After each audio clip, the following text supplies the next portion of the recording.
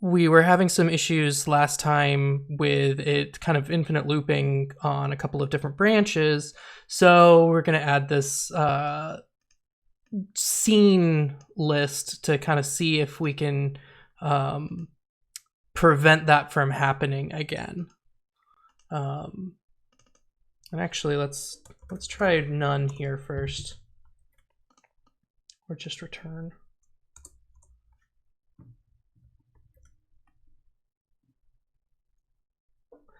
So actually,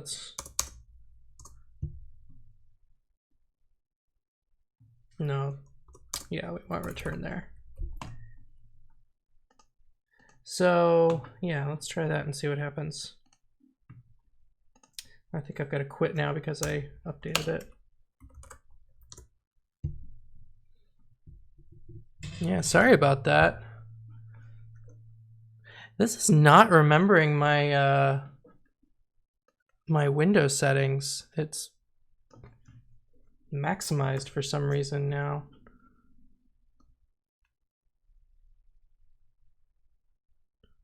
Also, my chat thing seems to have disappeared. I don't know why it's not showing anything now. Oh well, I'll try it again later. Anyways, so let's see what happens when we run unlock this time. Of course, it's gonna take a little while because it has to kind of go through all the stuff. It's not crashing on exit.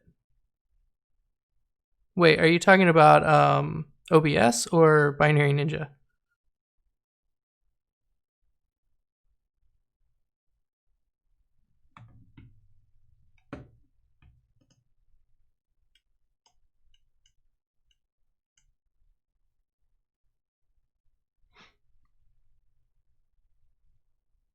All right, let's see.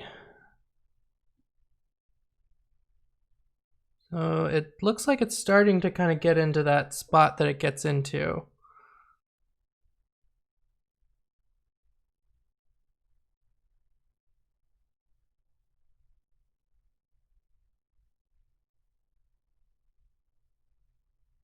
Although it looks like it's kind of still doing the same thing. Whoop. Oh. Thought I crashed it for a second, but no, I just accidentally put my mouse where my thing goes. No, it's not crashing on exit. It's just like not finishing. It just kind of goes forever. So that's kind of an issue. See if I can disable my hot corners for now.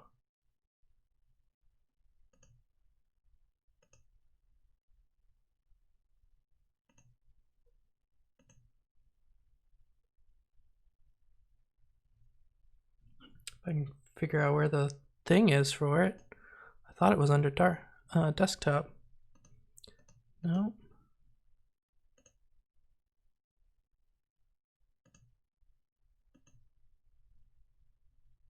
Oh, hot corners. Okay, turned off my lock screen. Okay, so it looks like it's still kind of doing the same thing. I should actually maybe change some of the output there. I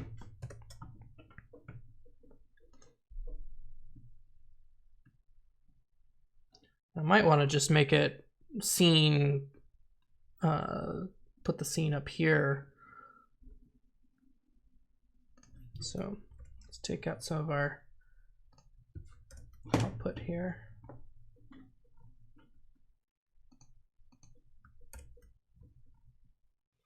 So before we were kind of having the issue of it's stopping on us and not knowing why, and now we have the issue where it's not stopping on us and we don't know why.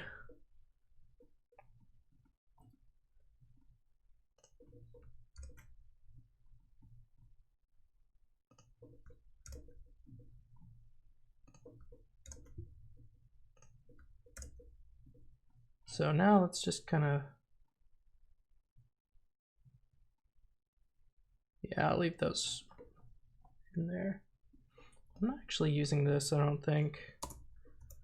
So what's first jump doing right there?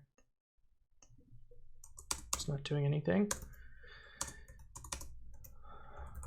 All right, so let's say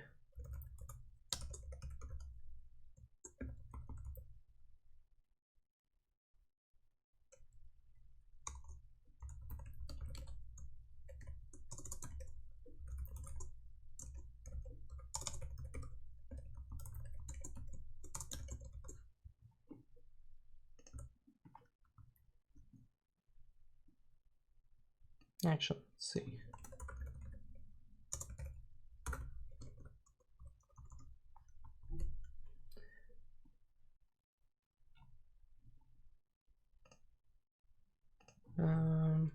And let's do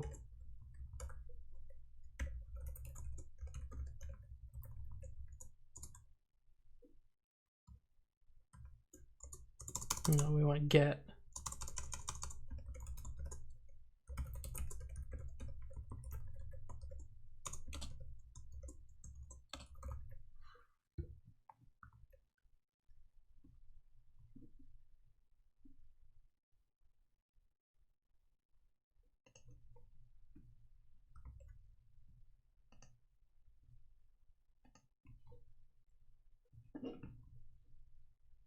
Now the thing is it's not that it's crashing. Yeah, I don't know where the latency thing is. I haven't really looked into it. I'll look into it though. So the one thing I'm noticing is that it's not that it's not crashing, it's just not exiting. So whenever there's a background task that's running when Binary Ninja is closed, it will just kind of sit here forever. So I have to force quit it. I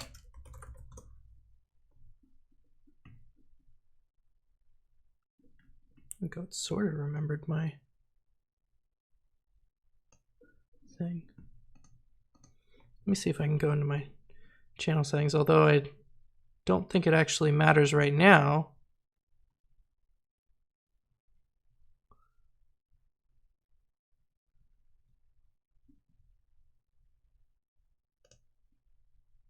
I might actually not be able to do it right now because I'm actually running a stream. Oh, there it is, low latency. So I'll do that and see if that actually does anything right now, but it probably won't unless you refresh, I guess.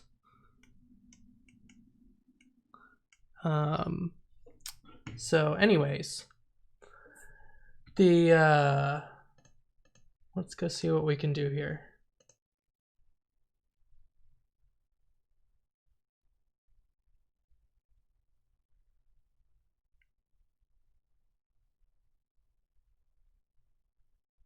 I've got to take all the stuff out of the ret, but I think we're going to get to the point where it's when it's not doing that it'll kind of stop doing the rets. I'm wondering if there's something that I'm patching, which I don't think I would be, that's actually affecting something it's trying to jump to.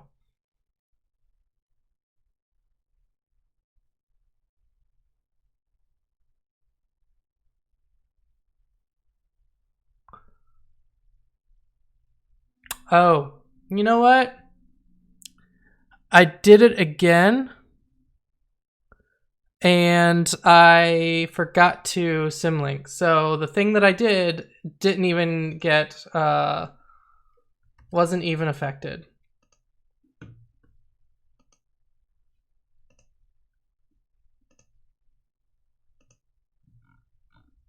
There we go, that stops it. If I close the tab first, the background task will finish and then I can quit it. Yeah. All right. You know, the one thing that I should always do first, because I always have a different file that I use so that you can kind of see the previous And I'm using a background thread. I just maybe didn't turn it on to cancel it. Maybe that's the problem. So, yeah.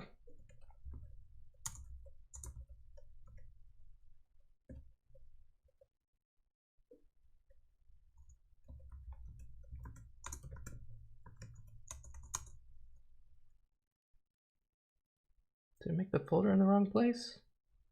No? Oh.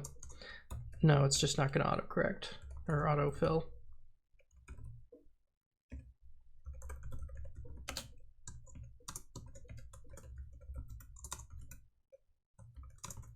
Oops, not applications.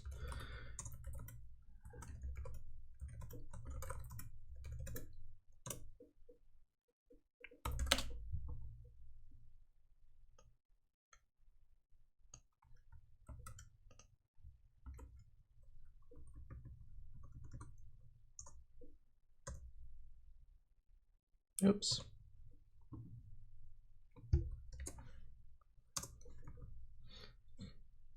That was dumb of me too. All right. Now it should actually give us the thing that I want. Well, you can see the stream latency. Do you know what it was before?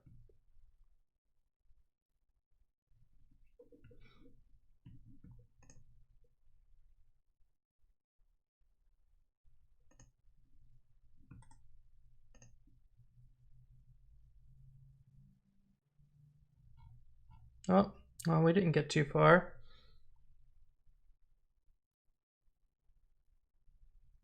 Now what did I mess up?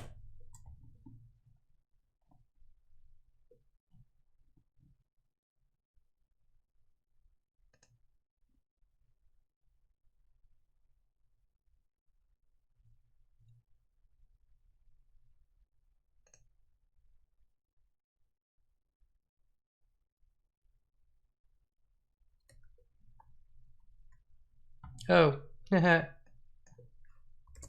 that backwards. That explains that.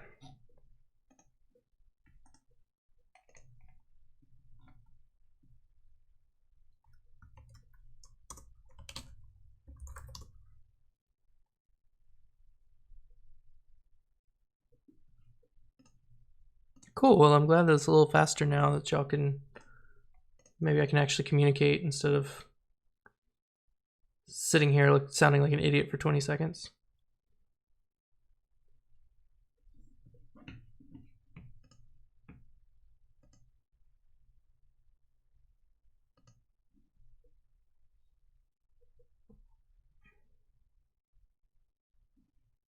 All right, I'm still seeing 0 for everything. I don't know if, well, we haven't really gotten to the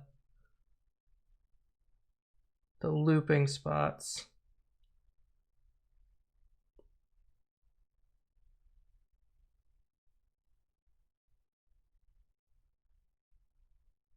Not enough space? What?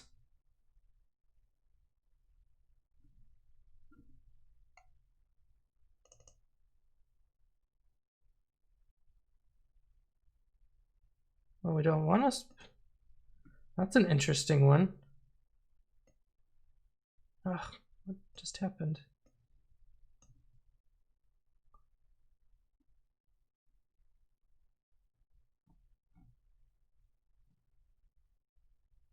First jump not in BB dominators.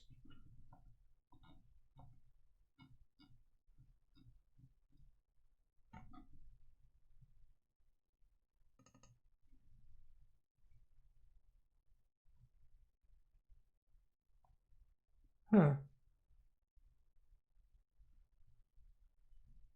Oh, yeah. I wonder what's happening here.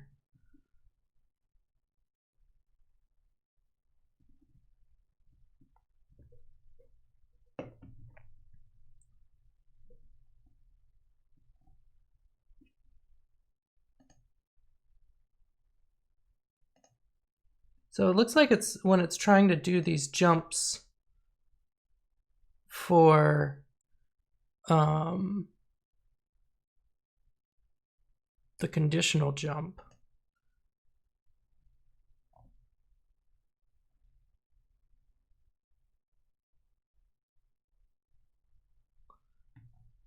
Which it shouldn't ever, like, I don't know why it's doing so many of those, but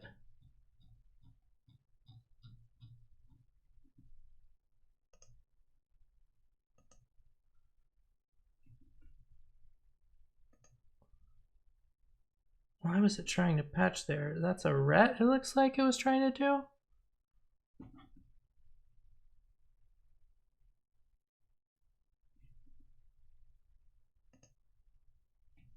But why would it try to do there?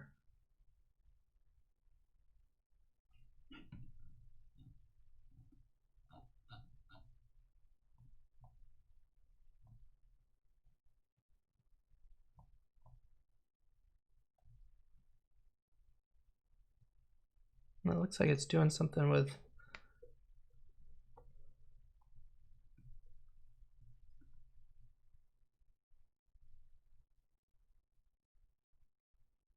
I wonder if there's something going on with the true false. I know there's a opaque predicate thing.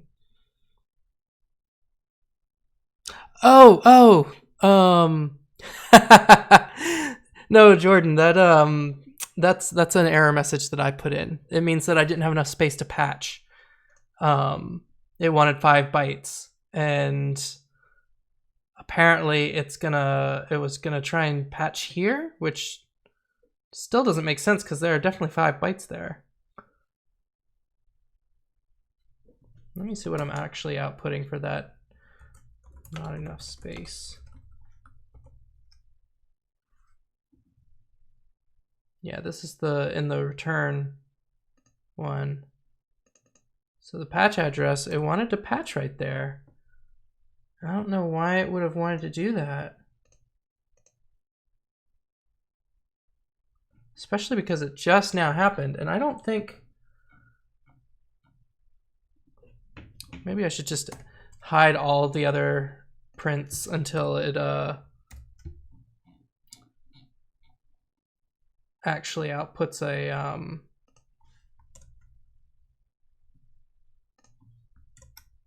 oops.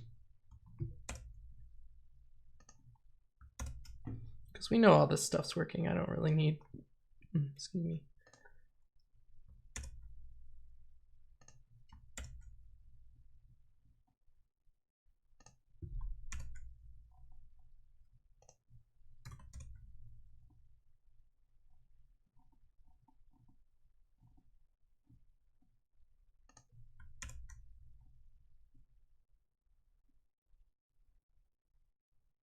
Although I'll leave the run one on so that way I know what address it started at.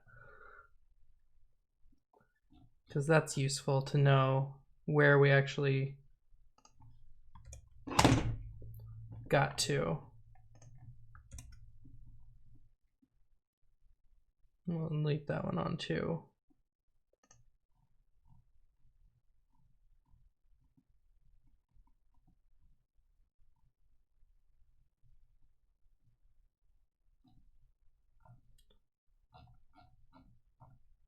Now I've forgotten where I was going. Shit.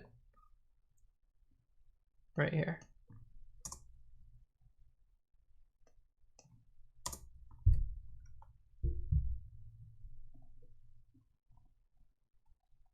All right.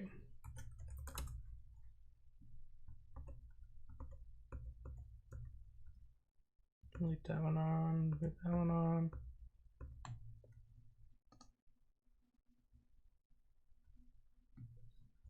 I'll go ahead and take that one off for now. And that one's okay too.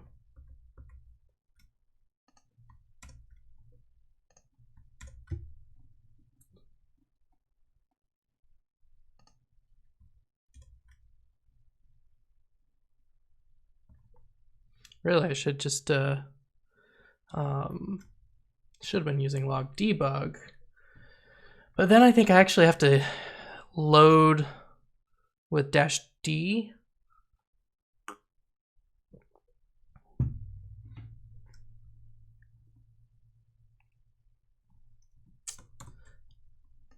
Really, maybe I should just be doing this from the console and just getting the output. Oh.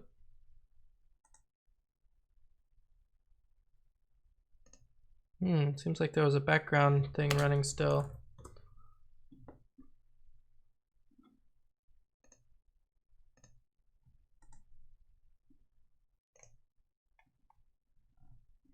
I still got some random ones in there somewhere.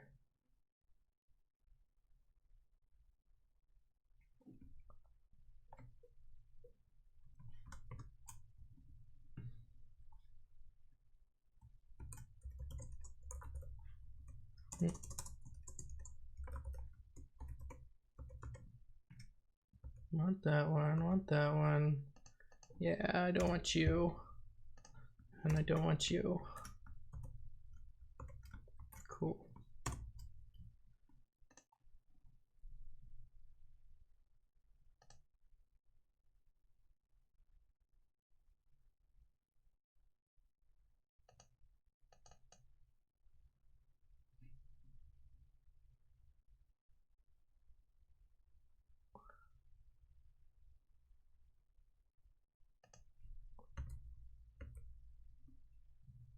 I don't even know where it's getting that.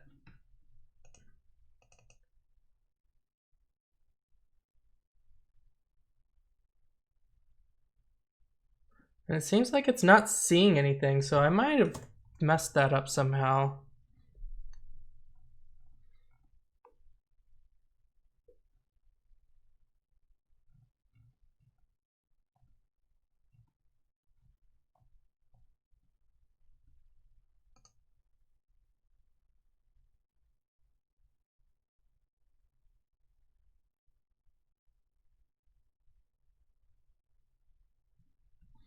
Is that not the address that I'm putting in? Because I got a original target. It's first jump address.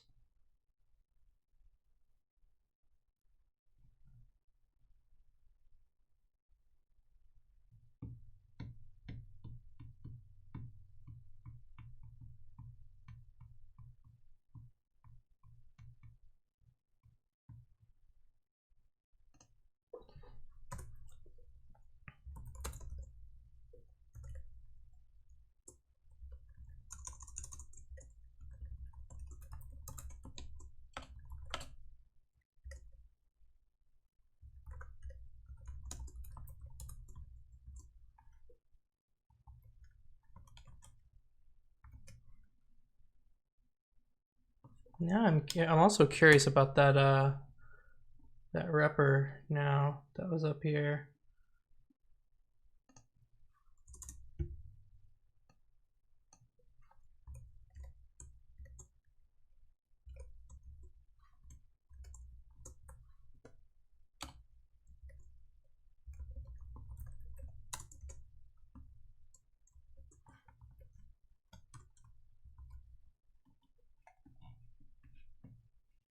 Doesn't seem like there's a task running right now.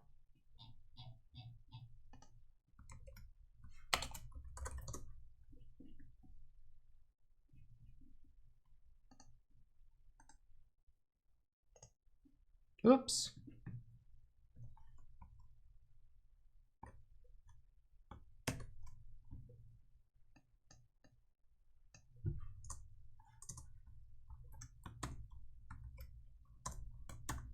Guess it doesn't like the repr thing.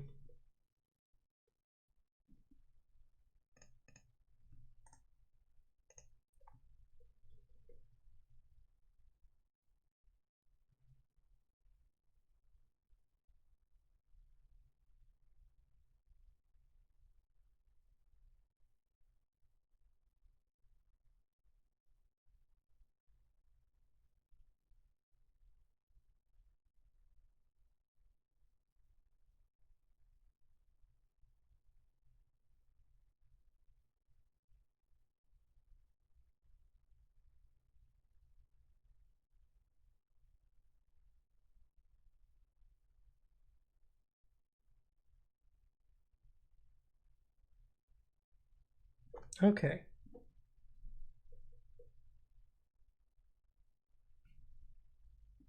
What the hell? Oh.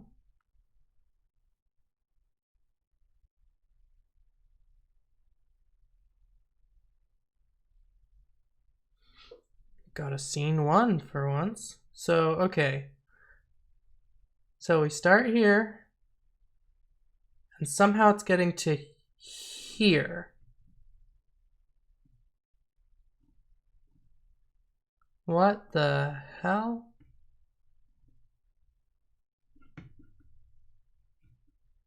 Oh, I bet I know what it is. So up here, yes, we're doing this.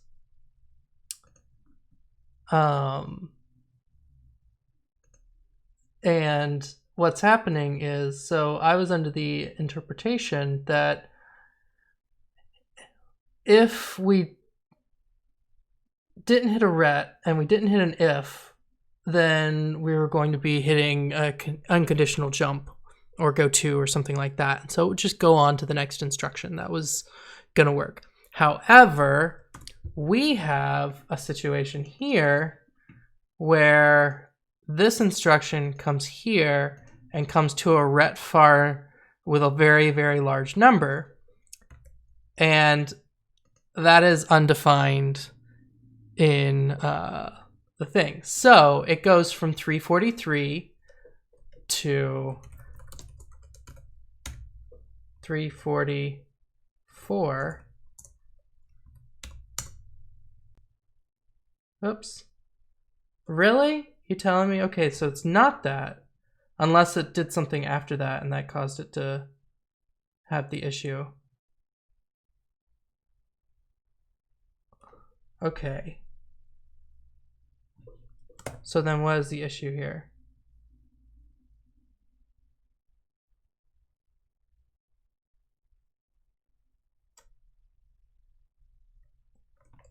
Okay. I'm going to do this anyways.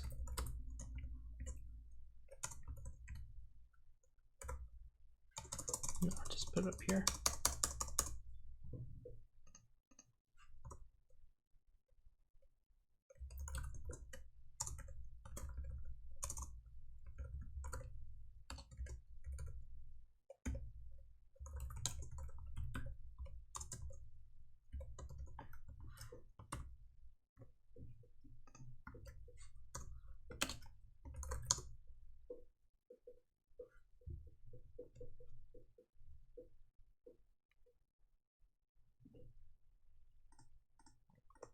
That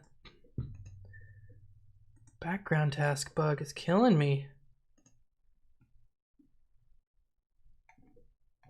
Let me see.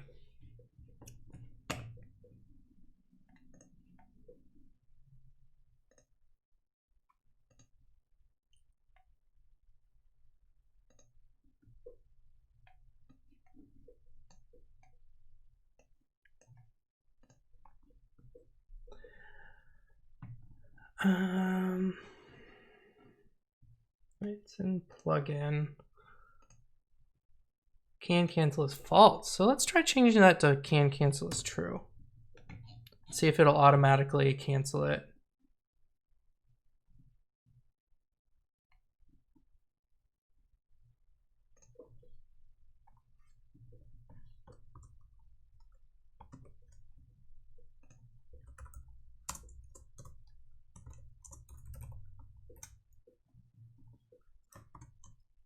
Let's see what happens when we do that.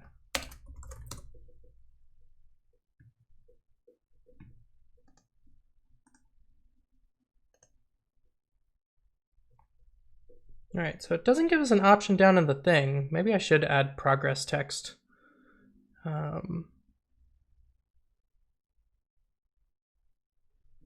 Let's see where we're going with this log.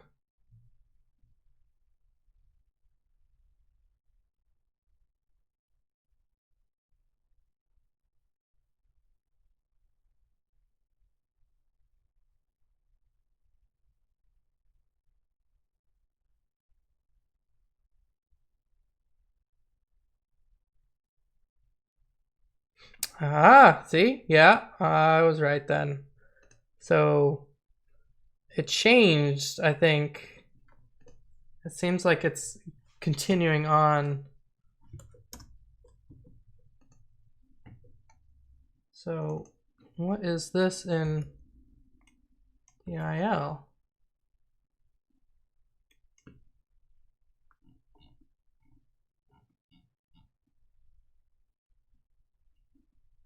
What? Oh, let's go to mapped medium level IL. That's what we're actually in.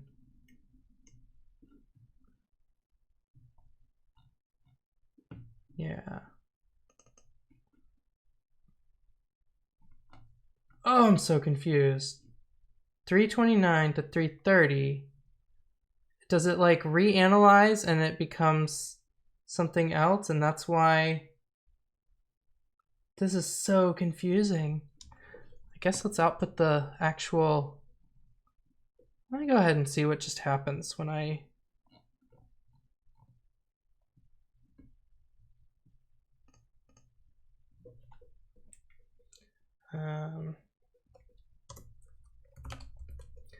File.operation.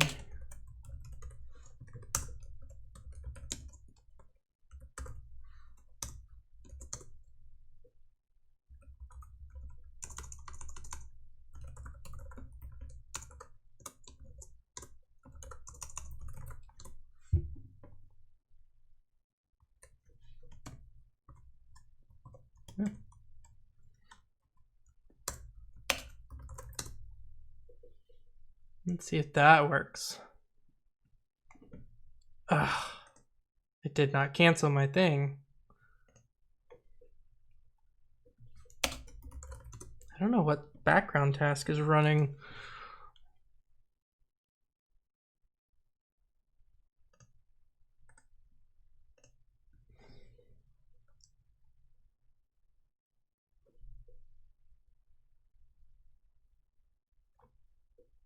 I wonder if there's some other places where it's doing that. I wonder if that's what was actually causing the scene stuff over here. It was actually just continuing to go through and kept hitting the same blocks and trying to, and then adding those to the queue.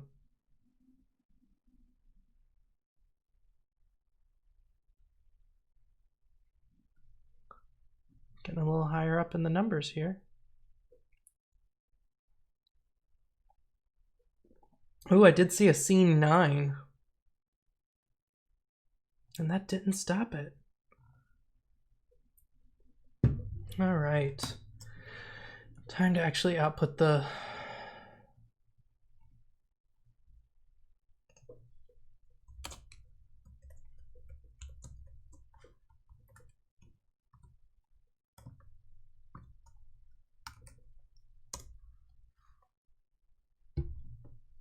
Oops.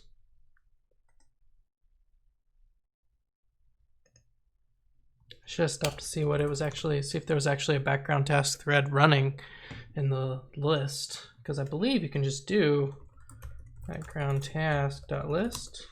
Yeah. So if there's something running next time, you can check that.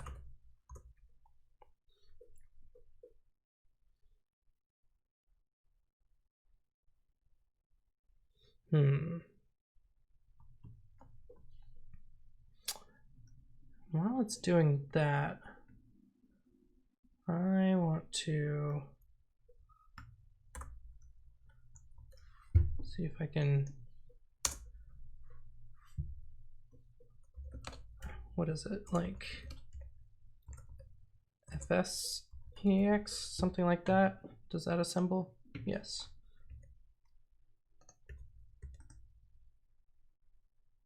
Pressing P doesn't seem to work anymore in raw. I wanted to see what this, I should install Ryan's BNIL graph plugin so I can do this stuff without actually having to type everything. I wanted to see this because I know that it's going to be an issue at some point.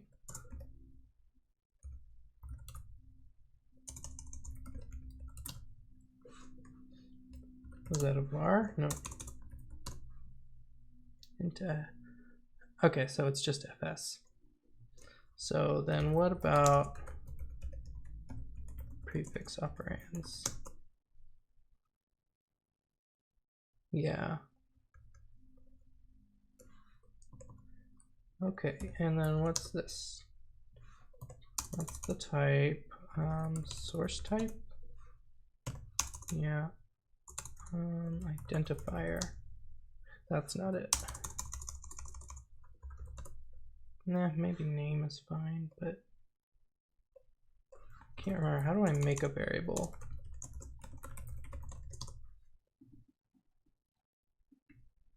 Func source type index. That's what I want. Oh, maybe that's 0 all the time, yeah. Storage. Storage is the one I want. 151. Okay. And let me see, bb.arch.get reg index, I think? Yeah. Cool. All right, let's go see what we're doing.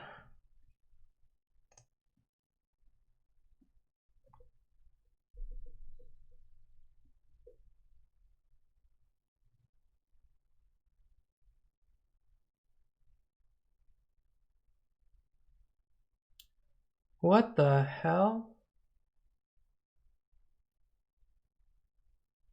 Oh my god, I'm so stupid.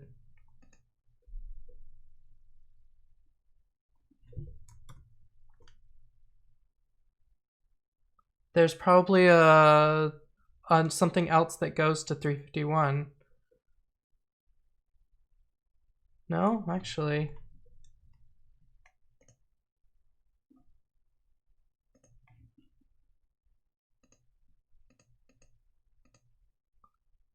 Interesting. I can't believe I didn't notice this before. 329 is going to go... Whoops, that's not what I wanted. So 329,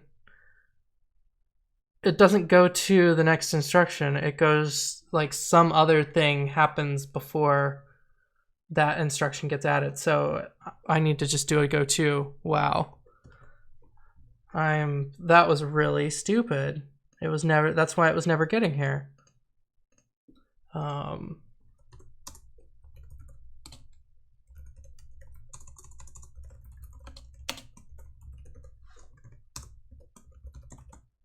Wow, I can't believe that I just assumed that it would do that.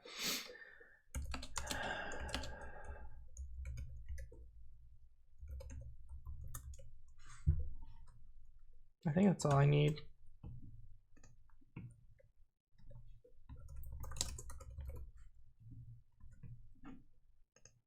Let me do the regular medium level IL. 265.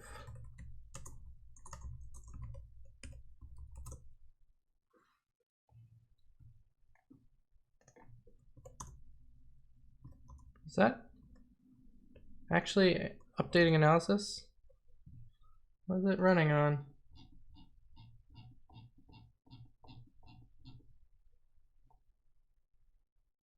Oh, I think it's doing the same one over and over again.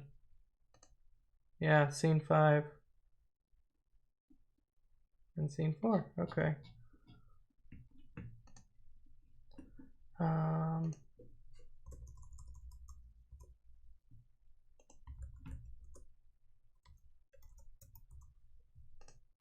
Yeah, I wonder how many times it got stuck there. Anyways, so we just need to do .dest there and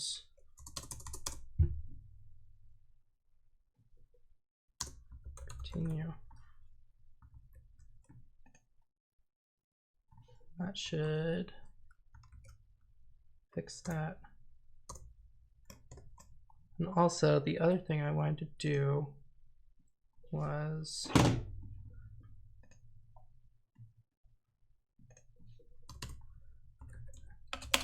wanted to make a variable that is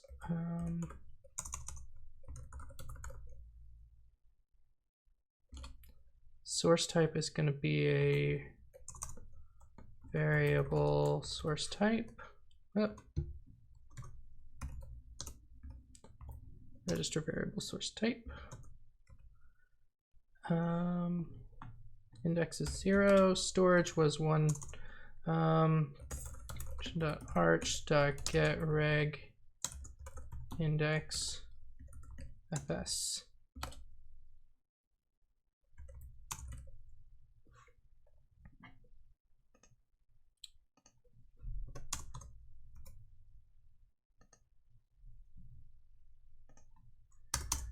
So I'm going to use that because I know that there's that one with the fs, and I want to see if I'm getting to it at some point, and I want to stop if we get there.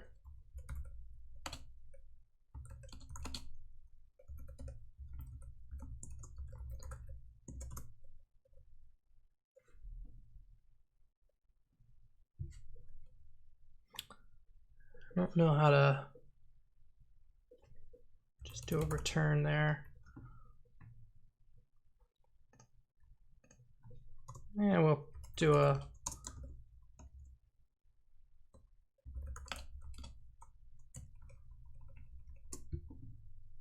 could throw an exception maybe.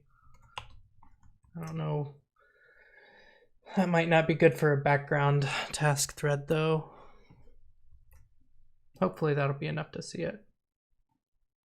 Let's take this out. No, let's leave it just in case for one more run.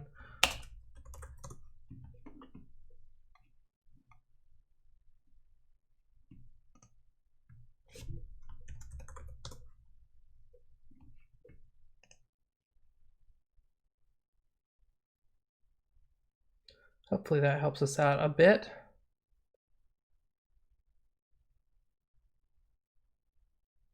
I wonder why the log kind of flickers like that.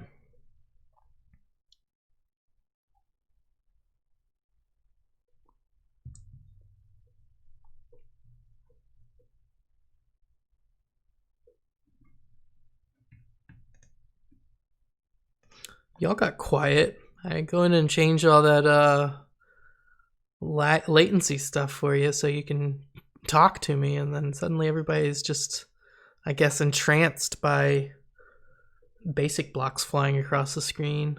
Nobody's saying anything anymore.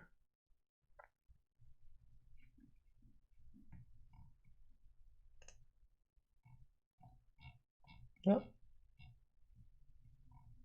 Looks like we stopped.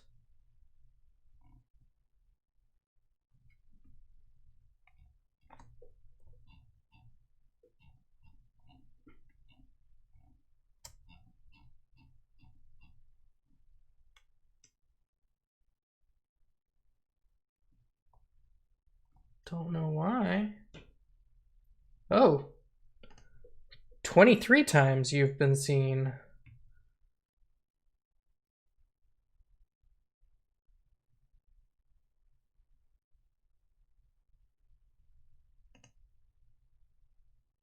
Now that's also interesting right there.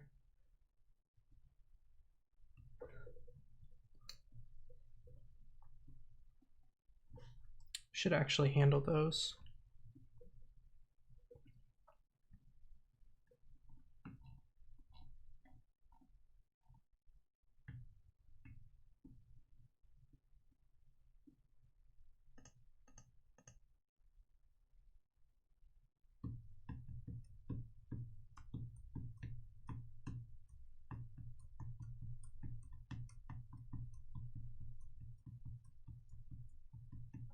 So that would be, oh, I'm in the wrong one anyways. So come here. Let's double check to see if it's solvable. If first jump dot condition equals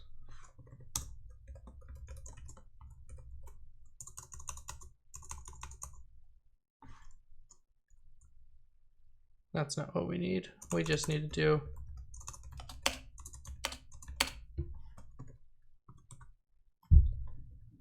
let me see if I can find one of these falses. Oh, that's convenient. It's already on it.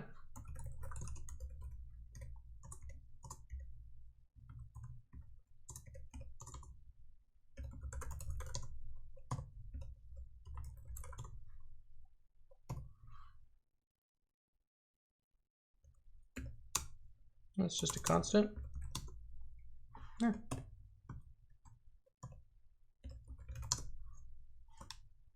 That works.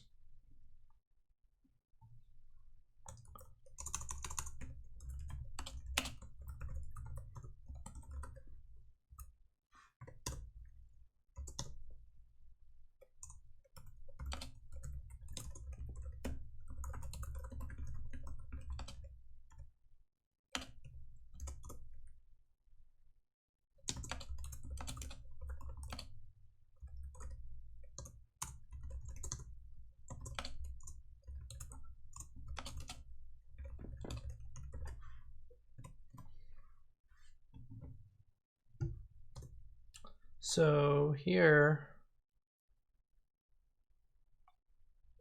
let's go back and look at what that one was.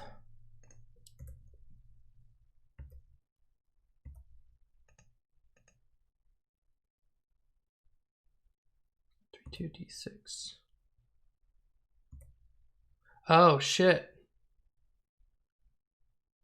That's what's getting us. Ha ha ha. It's a fucking Stasby going over the IL is it's trying to patch that, I think.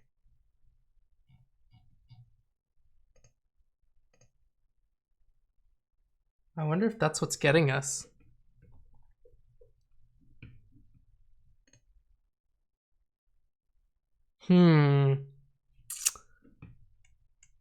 Now, how to handle that?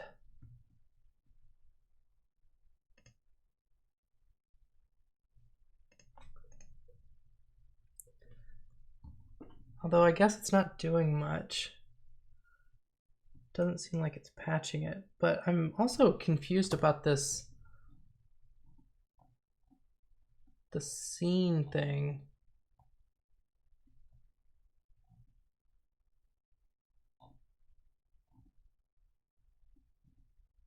Where did I put scene? Okay. So the scene faults target is getting added a bunch. Because if we look here, where was it? So there's a scene 9. Here's one analyzing 26 times.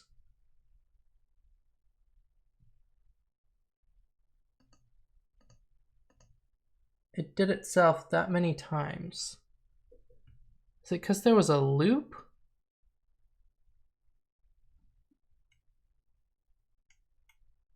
Or did it break the loop on Stas D?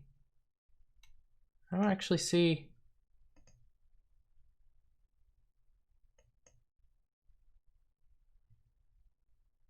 Yeah, shouldn't that like...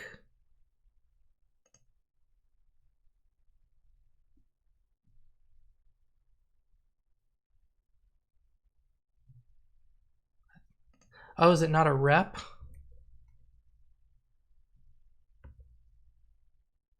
Yeah, it's not a rep, it's just a Stas D B. But that's one of the things that's getting us really confused here, I think. So that's going to like some weird ass place. Yeah.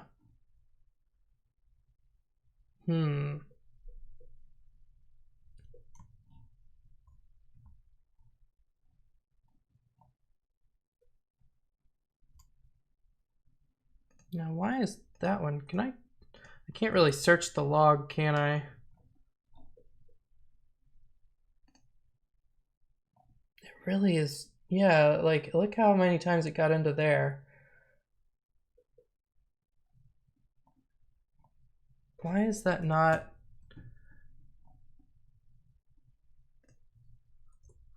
Yeah.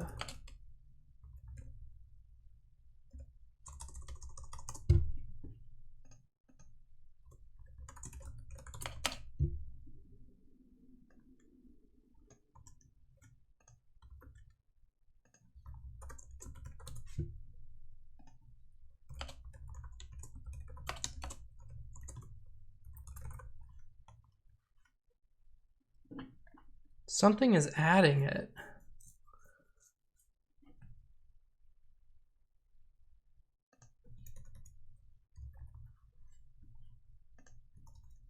I don't want to do this just yet, since we were seeing that STOS-B thing. So what is adding this then?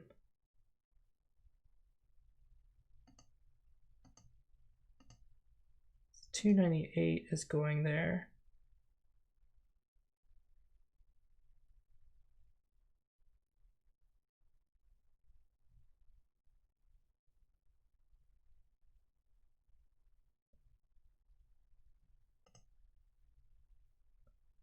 $407C52 is getting seen a bunch.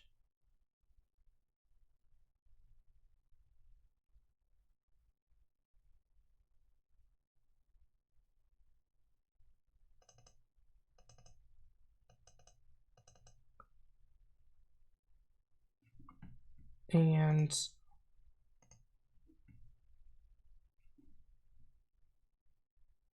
oh, shit.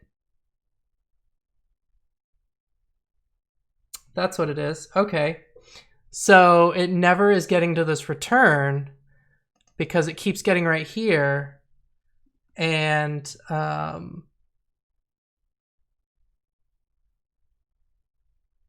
then I think it probably is coming up here and trying to add this one again, or trying to analyze this one again, and then coming back down the false branch, and then hitting this again, and then seeing it as an if, and so then trying to do it, but it never does anything, and so it's gotten into a loop there doing that. I'm really interested into how it was looping for so many times, and then suddenly it just like stops and goes on to something else. That also seems very strange to me. I wonder if it's got a bunch of... No. Not adding anything. Okay.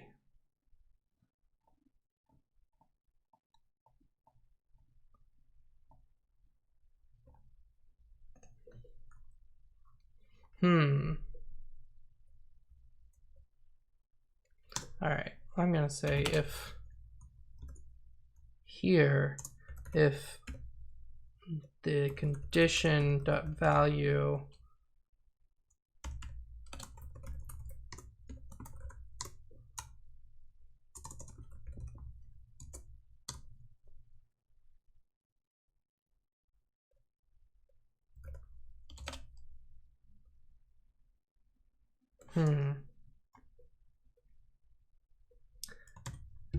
how do they...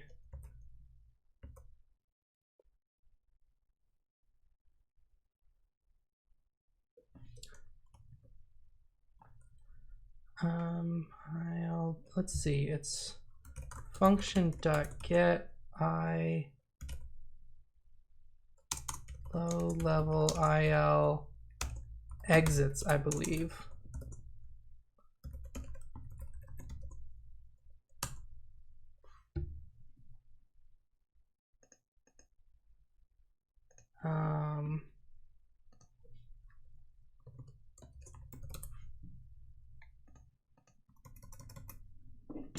So then let me see.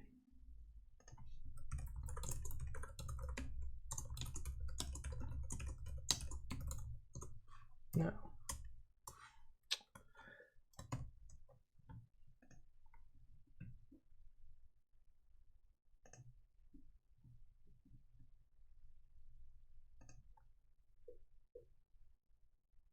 That's true. I could copy and then search my log.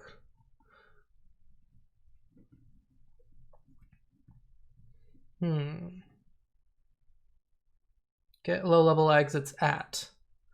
And there's not a get medium-level IL exits at. That would be helpful, but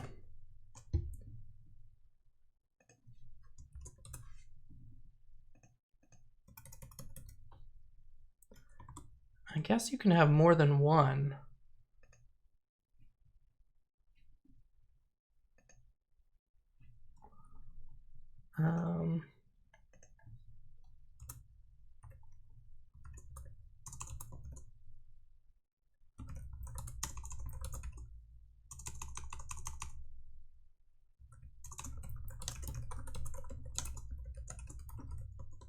Oh wait, no, I just need here because it's an actual address.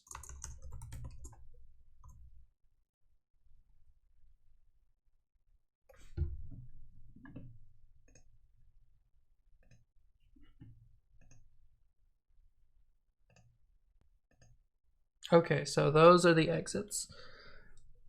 So I want to take the max of those and then increment it by 1, I think.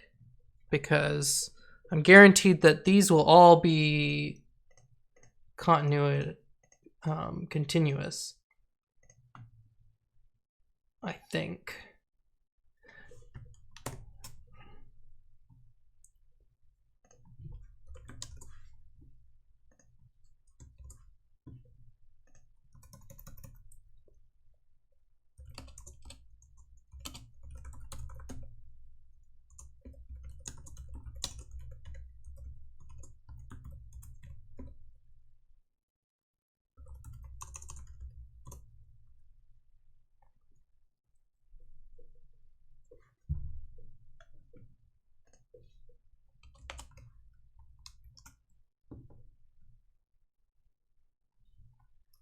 Let's see how that works. That seems a little hacky, but I think that's the way you'd have to do it, because if it's a STOS-D, maybe I should just be checking to see if the exit is itself, because I think a regular jump is just going to have itself as the exit. That might be a better thing to check.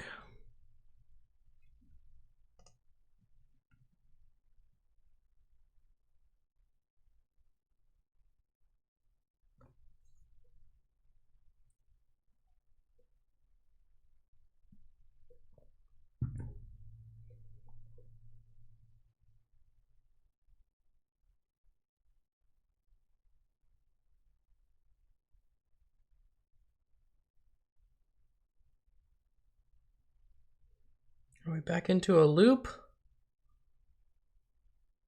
I see some scene 6, scene 7. Oh, did we stop right there again?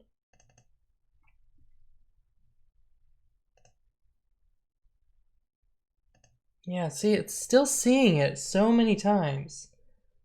I need to figure out what's like...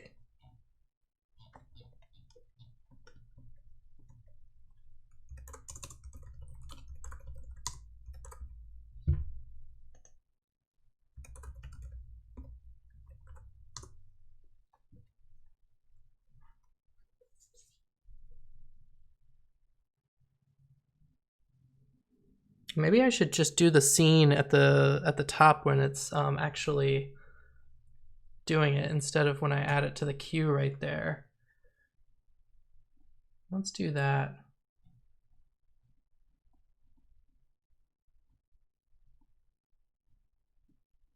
I'm wondering if I'm still having some looping issues up in the thing.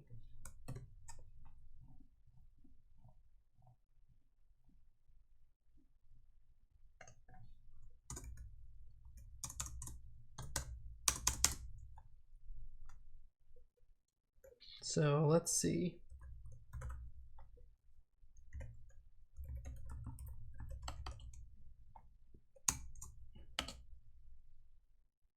Scene IL address is going to be scene.get IL address 0.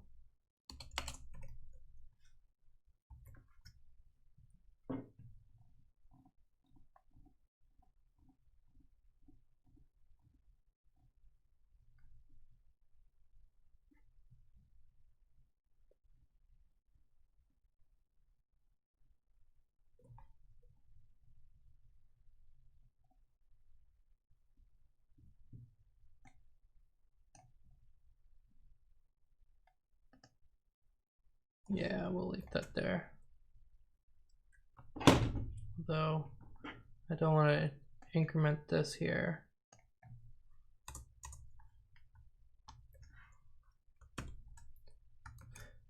All right, so maybe that's a better technique for seeing it.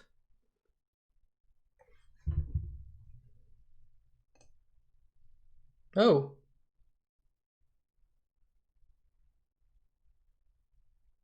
You forgot my settings randomly. That was very strange.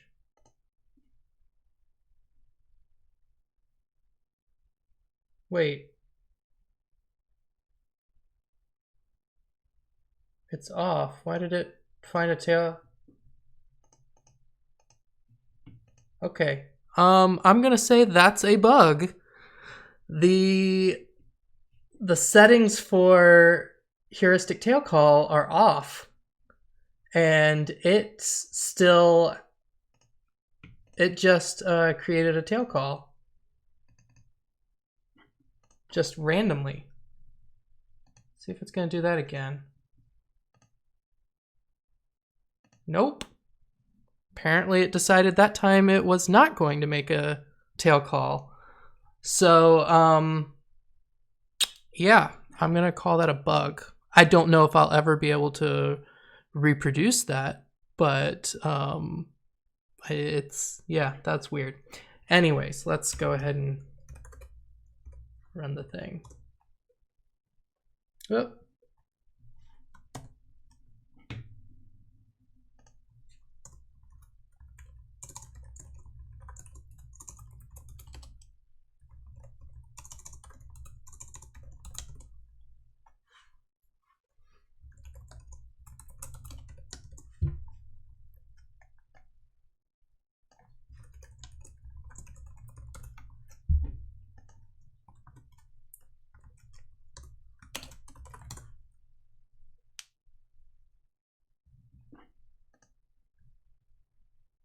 No tail call that time. So weird. Oh. Oh. Damn it. I hate these stupid mistakes I make.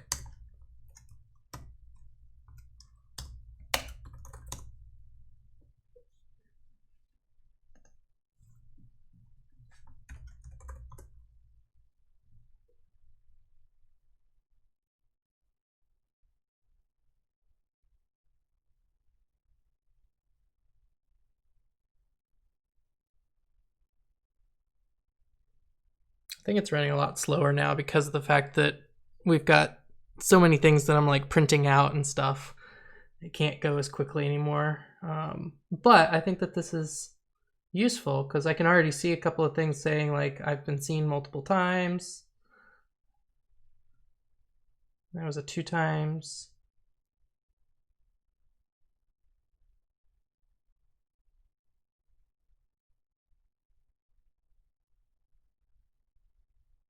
Nope.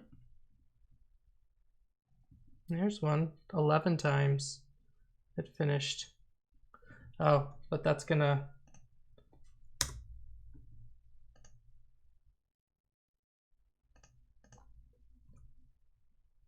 Was it just on the queue a bunch? Look at that. Look how many times that one was on the queue.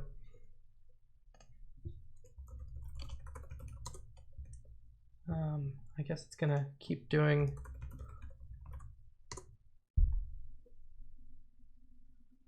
Yeah, look at that. And that one 11. So I got an idea.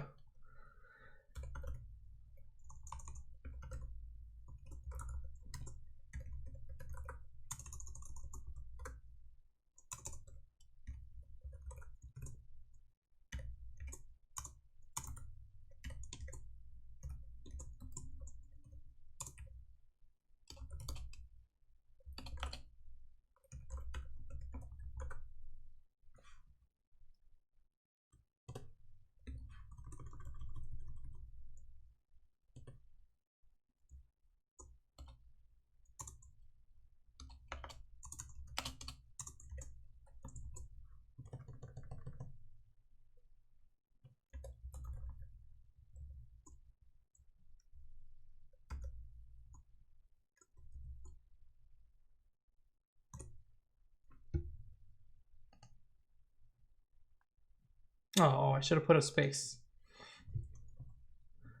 It didn't. Thought I was so clever. There we go. Now I get all these nice clickable things. Oh, but I don't.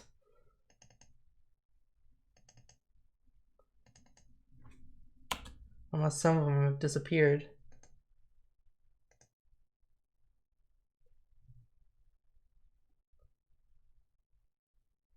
So that one, why?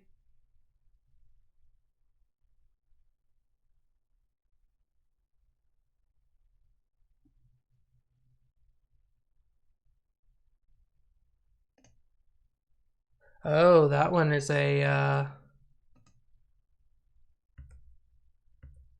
always true.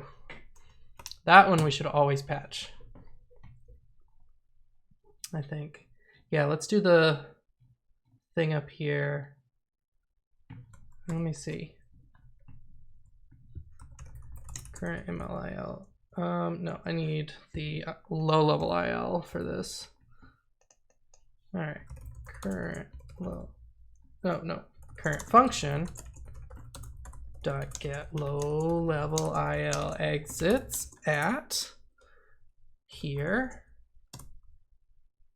Well, thank you for continuing to do stuff.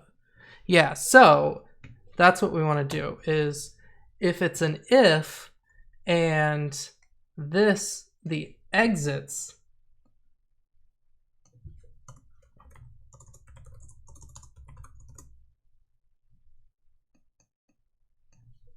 if this is greater than 1,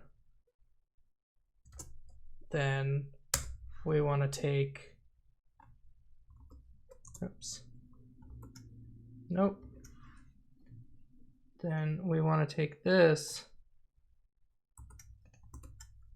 and then we want to do IL exit equals max. I should have left it here too.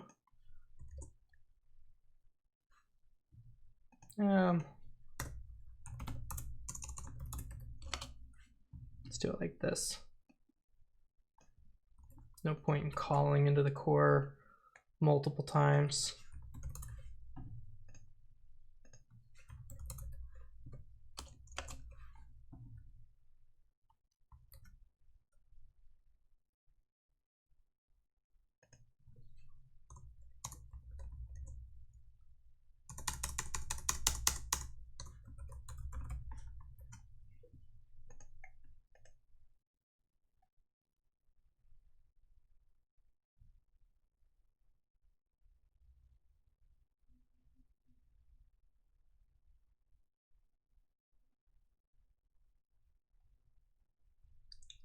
I think that's what we want.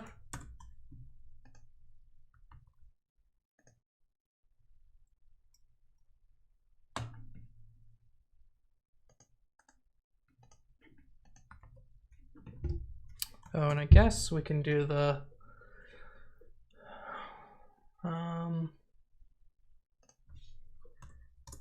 if il.condition value is a register dot type.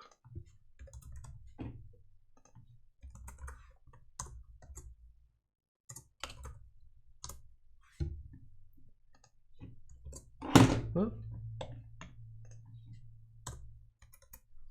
And il.condition.value.value equals 1, can always patch this.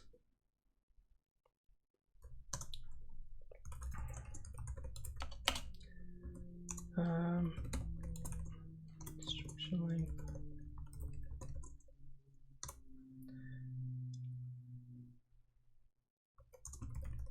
Oops. This is probably view. I don't want BB there. Oh no, I don't have a view, do I?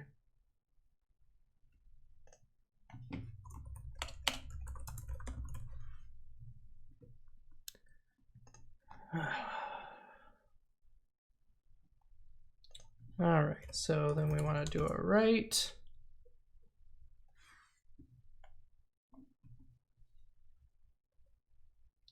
And we want to do a view.arch dot, no wait, no, always branch.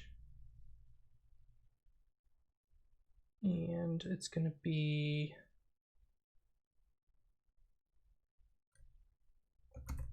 view.read instruction length file.address.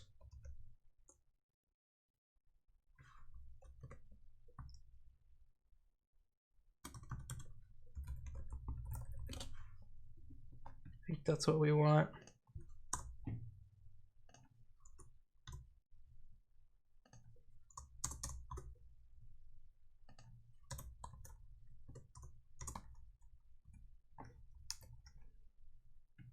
Yeah, let's double check that real quick.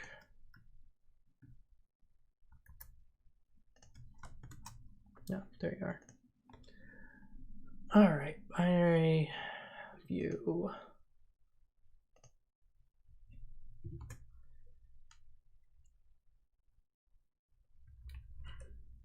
Always branch. Oh. No, that one you just give it the address. Oh, I know what I was doing. I must have been using architecture earlier. Yeah, that's what I was doing. So it is actually easier to do always branch on this. Let me see. Does that one actually change it?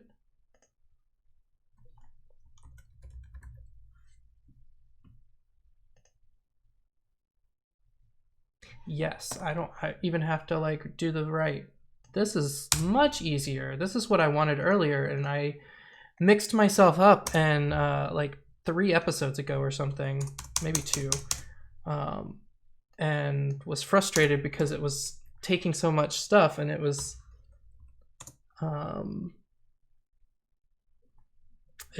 because I was using the architecture, not the binary view. The binary view is much easier. I don't need instruction length or anything.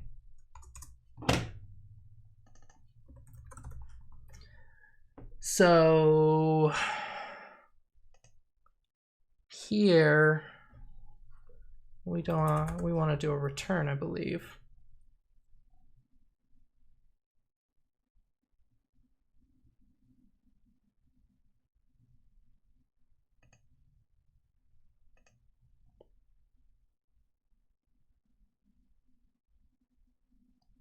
Although we want to add to our queue.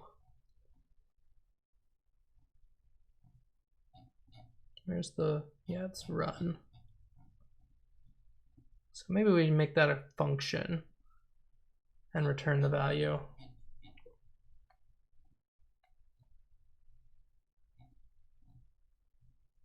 Getting myself lost in all this code now. It's getting pretty long.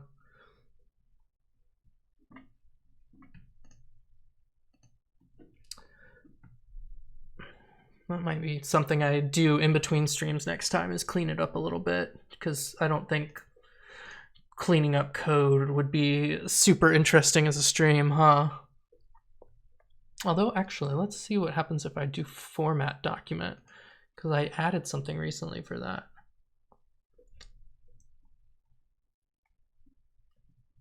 I added, yeah, oh, that's interesting how it decides to do it like that.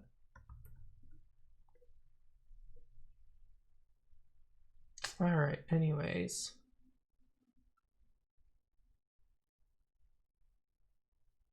What was I doing? I got myself, oh yes. I want to take this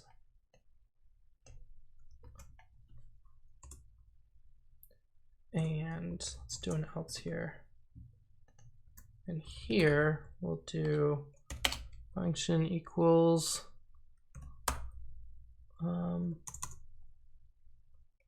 unopaque. And we'll make an unopaque down here. And this will be basically exactly like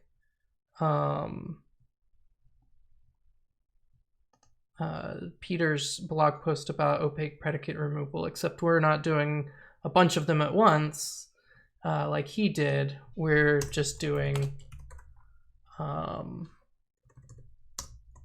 the one.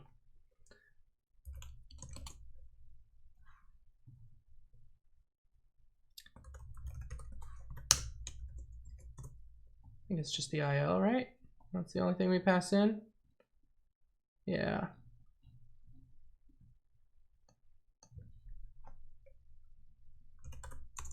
I'll just call it IL. That's fine.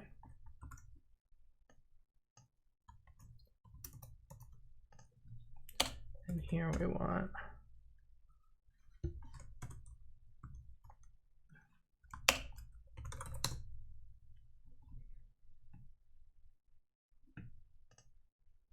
I think it's a go-to, so I need to do file.function des.address.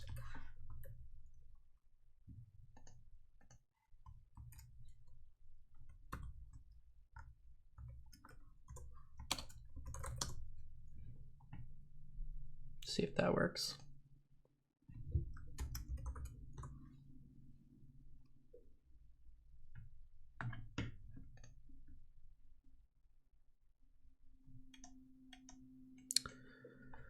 Ugh.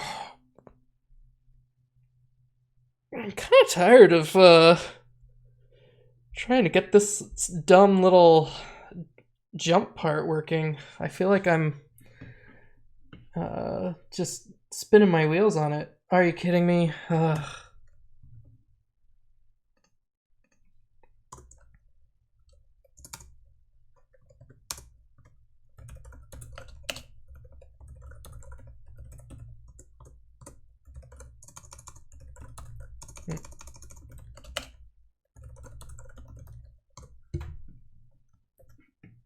I should have noticed that before.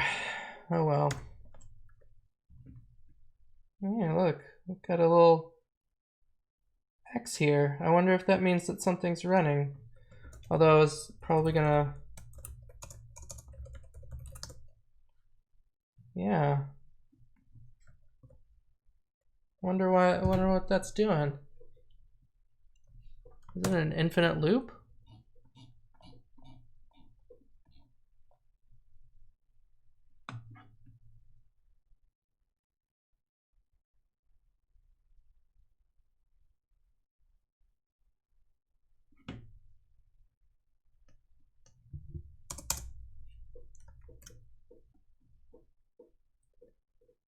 Oh, while function is none. Is there something here that's...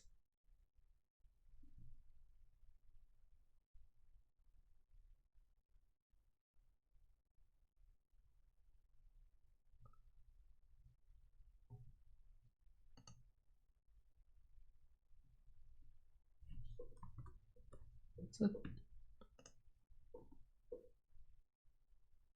Exception in thread 101. That's a very high thread number.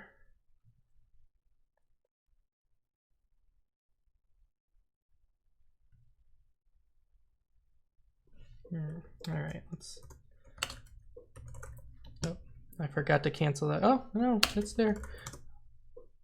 Apparently it's finally doing what it's supposed to do there.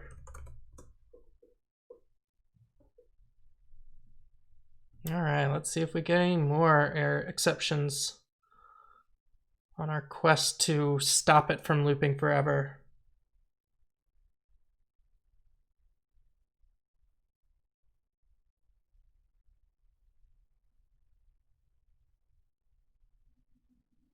Oh, I know why it's doing the little X. It's because it never really gets enough time to put the progress down there normally, and so whenever a background task fails, like it throws an exception while it's running, the status doesn't actually update down here. That's something I noticed a while back. So if I did have something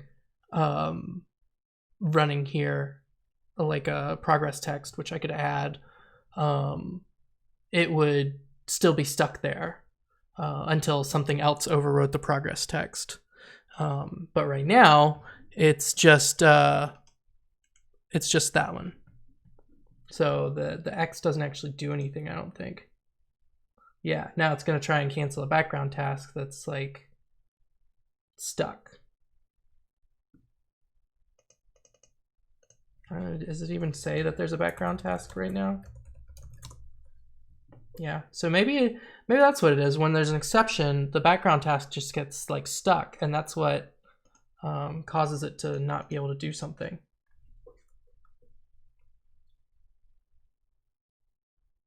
Medium level IL instruction object has no attribute dest.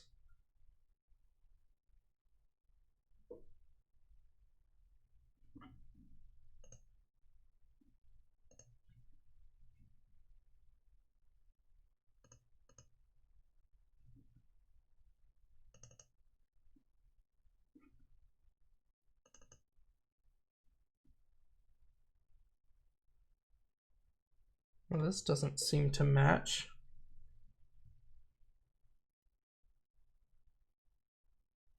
Oh, because it already patched it.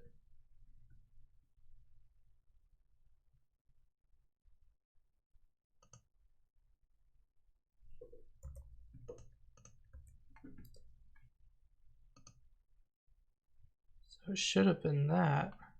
Oh, it's not true that I want. It's that was an if. I'm thinking of an unconditional branch.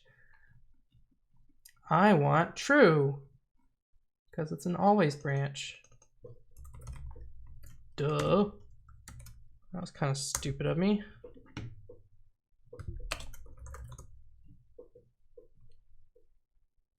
All right, let's try again. Oh, maybe it is reproducible. I got another tail call.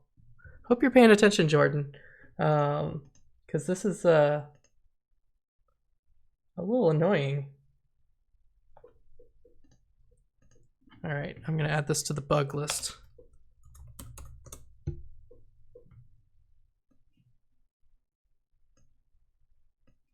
All right.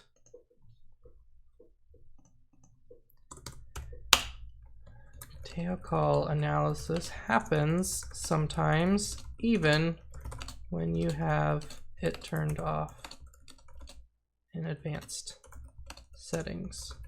I don't know how you're gonna find that bug, but there it is.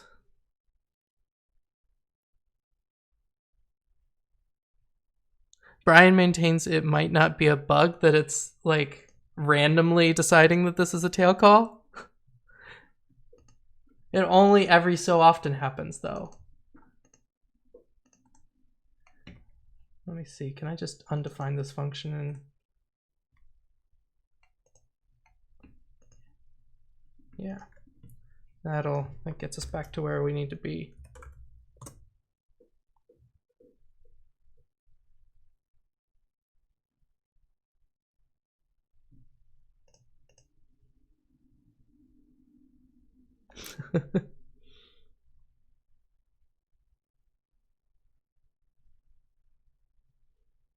Yeah, I'll talk to him about it. I want my settings to be respected.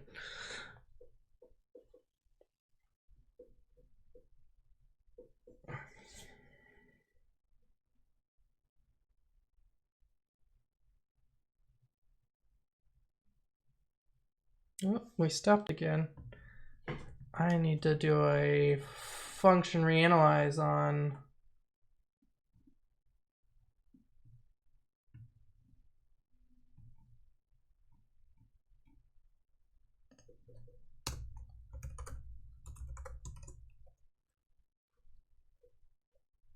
I wish there was I need to make a function that says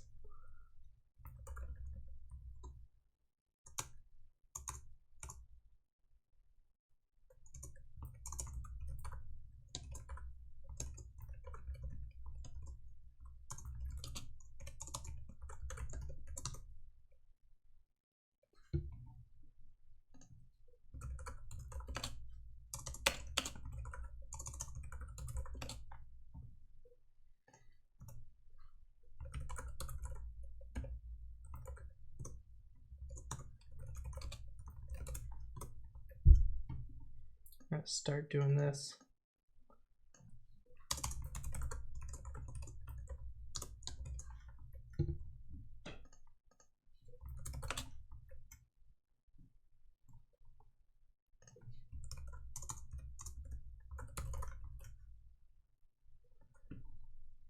I can start doing that down here.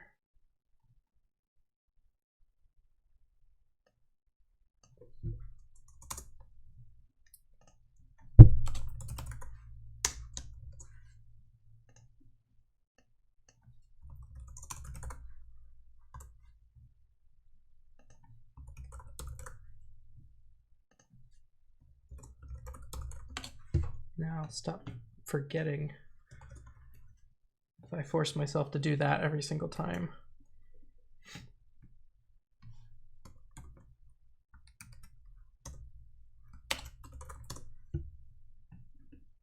Oh, you froze. I wonder if it's because I have an analysis completion event that's sitting there waiting to be called.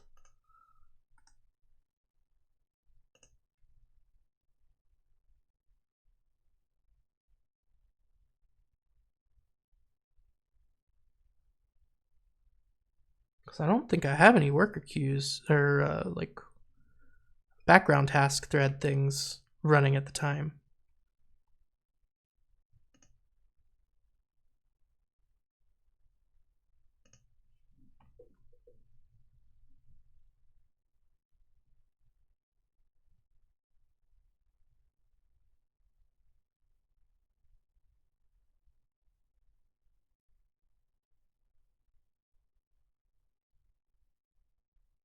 Nope. Really? What did I call it?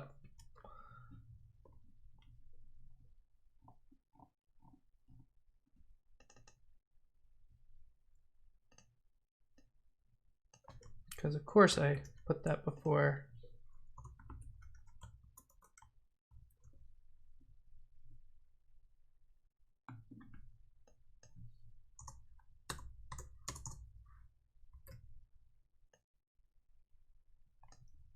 Actually, let's just put that below this.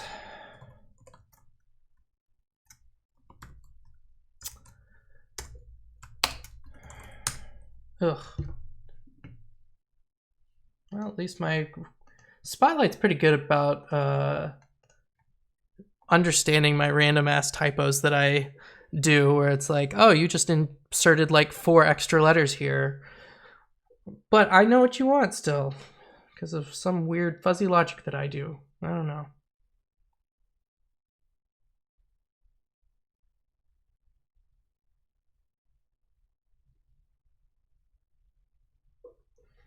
Wonder while that's running, let's add a progress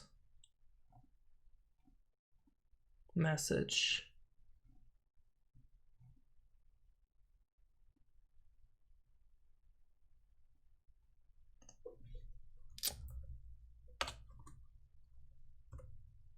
Initial progress text equals analyzing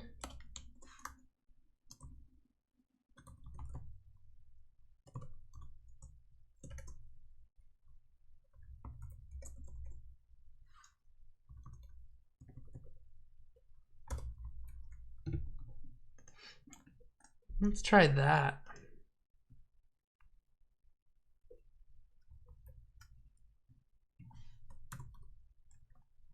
Yep, stop iteration. Interesting.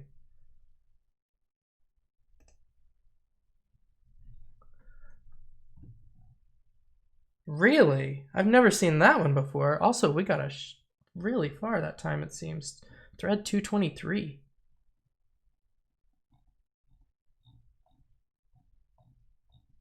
I need to go back through this and see if there's the FS thing.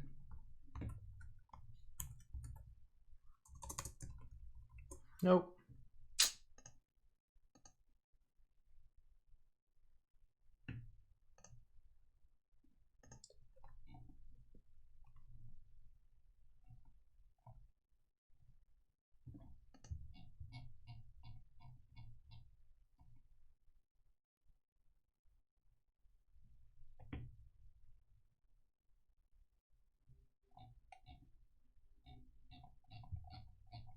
Seems like we're doing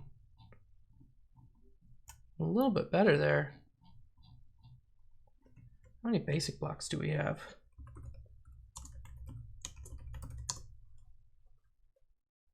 Oh, that made us start going again.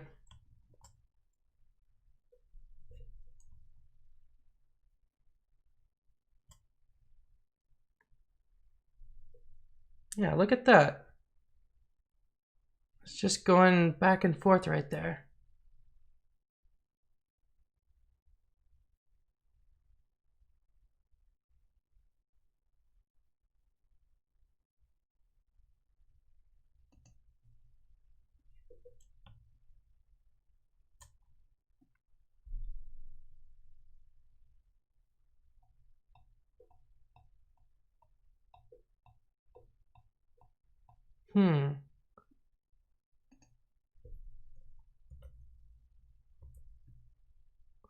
Oh, that one's a jump if false.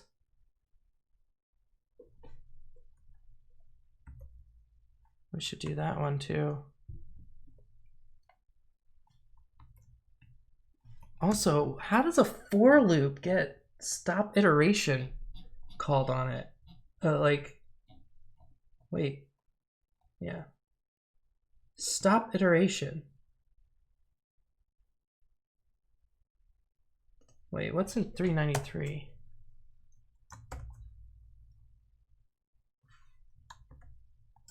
Oops. What is the dumb go-to line? Oh, Control G. 393. No? Oh, because I added some lines for I. Oh, it's the next.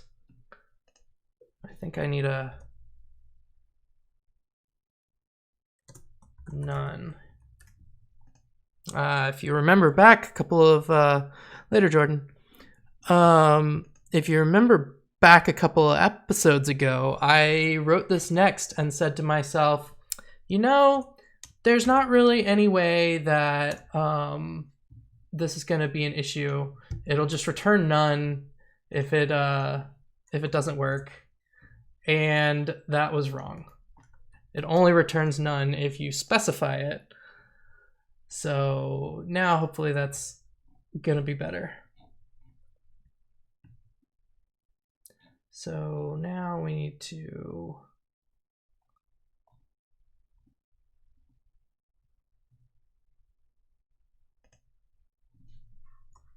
actually, I'm going to come here and take this out. Oop, what did I just do? See if that'll fix that. Yeah. All right. So now we're going to do on opaque. Let's say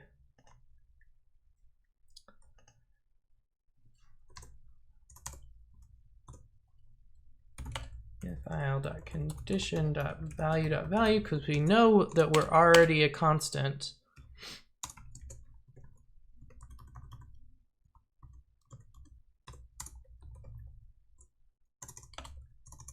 And we'll just assume that there's a possibility that there could be another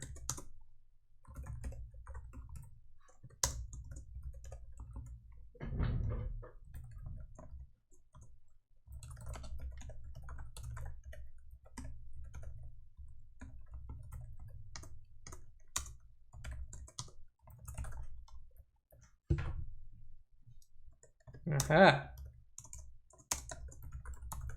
It reminded me. When patching, it means we'll, oh, I just totally hit page down.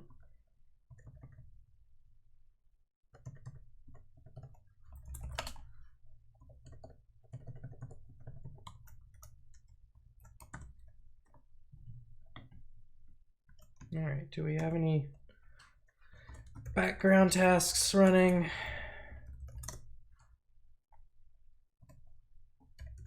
I think I can just do a cancel.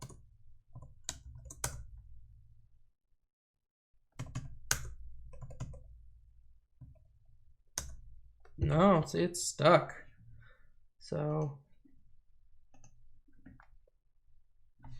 but apparently that's the situation in which it won't have an issue. All right, so let's zoom out a little bit because apparently that helps see that there's something going on.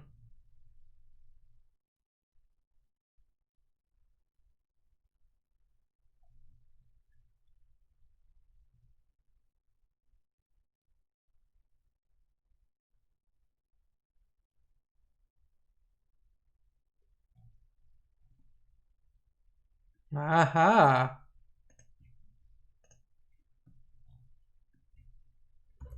See, I was right. How does that even work?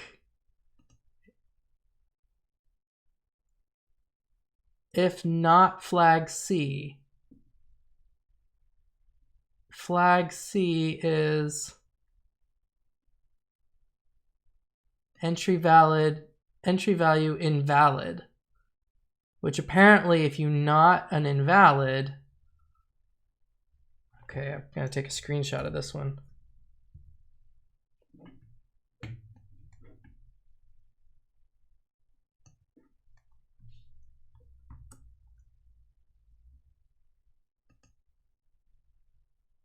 Uh-oh, really?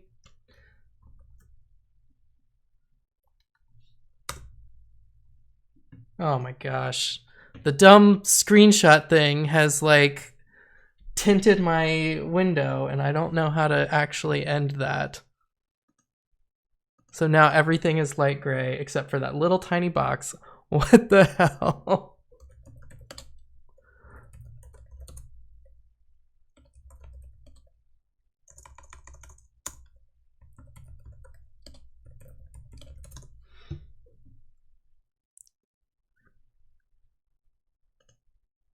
How do I frickin'...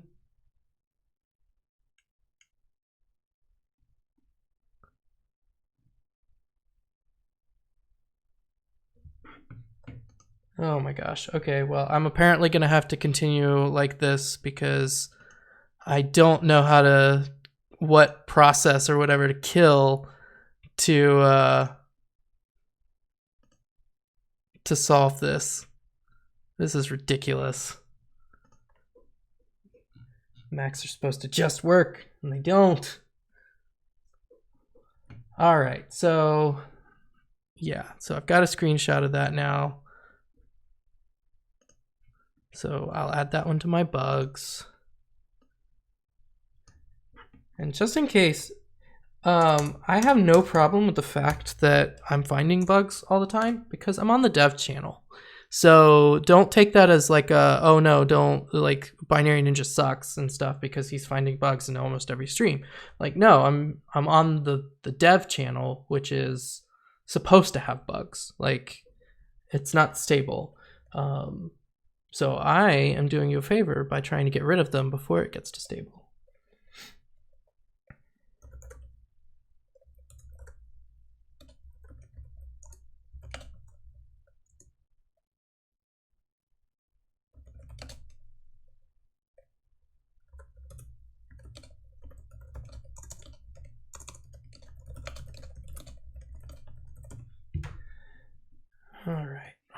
Put that over here. All right. Seriously, how do you stop this dumb... I wonder if I restart Finder.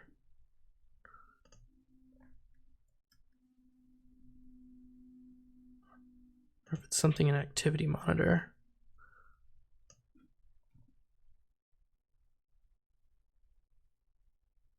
Screen capture. There is a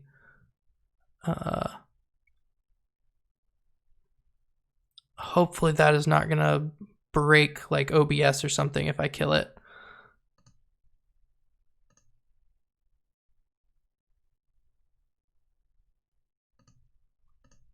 Hey, there we go. It was the right choice. Hooray! I've fixed it. Maybe. Yes, there we go. It's still behind on a little bit of lag, but all right, cool. So let's get back to it. So I need to just assume, so what is that actually going to be? Temp1 is a constant value and it's an unsigned, oh, that, does that fix that? No, it's still invalid. All right, so B55A934C is never going to be, oh, that's so weird.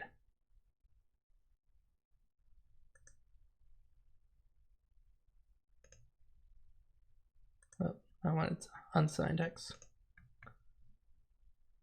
Okay, so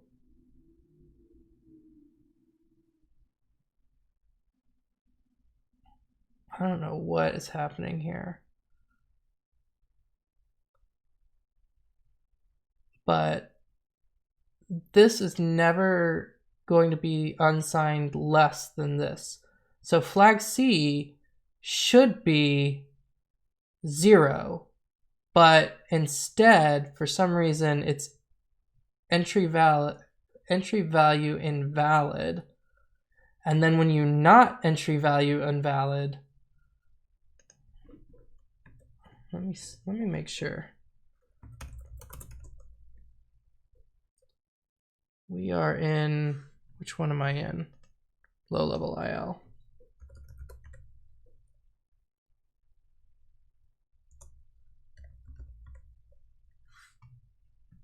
Actually, does that turn to false? No, it becomes a -1.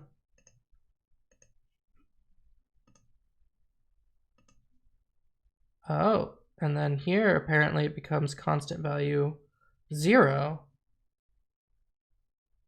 which is, okay, so a not of 0 becomes, shouldn't be the negation, it should be just like not. So then this needs to be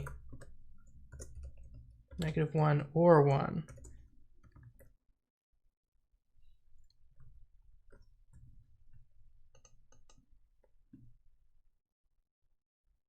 Huh.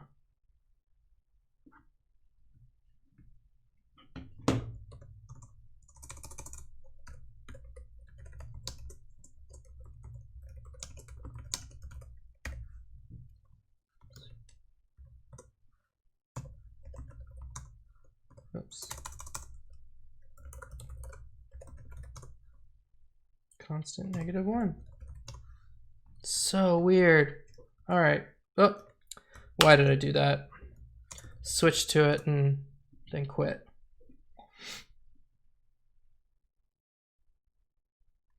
At least it came back. All right. So this is the one I want to quit. And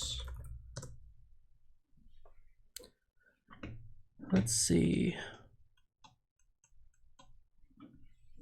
I'll try it again.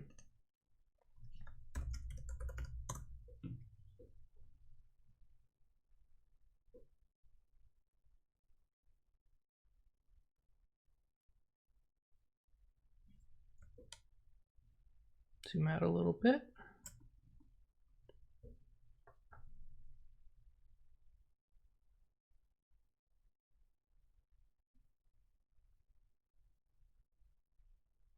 Man, I can't get over that -1. It's so weird.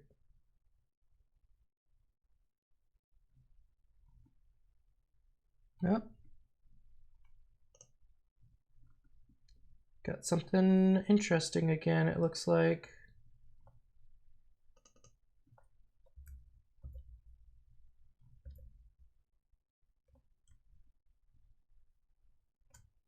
What do we have? Oh! A -2 this time. What? Oh, it's 2 knots. So when it ands them together bitwise, it apparently turns it into -2. Because I guess 1 is entry value B and D3? What the? What?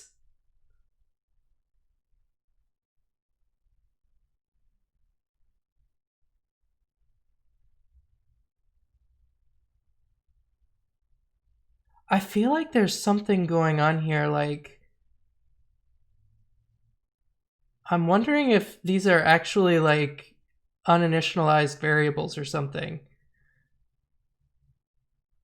Is what the hell is B and D3? Is that even a thing?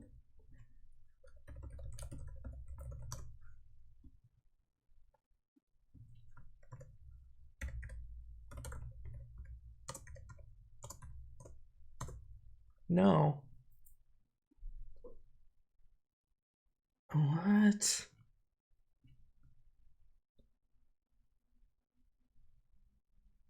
Okay. And then that somehow becomes -2. Which I guess if one of them is not... No, I have no idea how you would get -2 from 2 knots. Alright, that's cool. And here's a fun one too. False or true doesn't equal O. -1 and true doesn't equals O. So that's going to break our thing as well because our operands aren't going to match.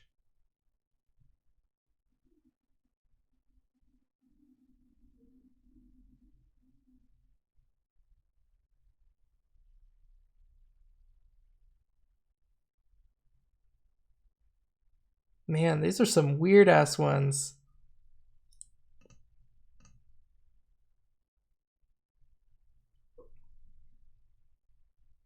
But shouldn't O1 be determined? Why is O1 not getting determined? Like, these two values should definitely...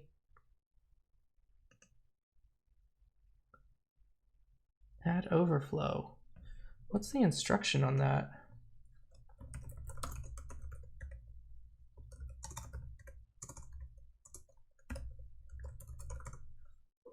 So, oh, I need MLAL add overflow.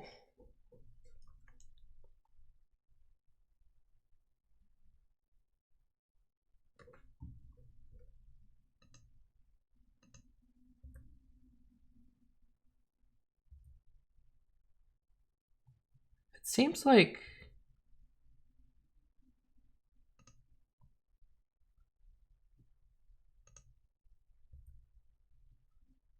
seven, 8. Interestingly,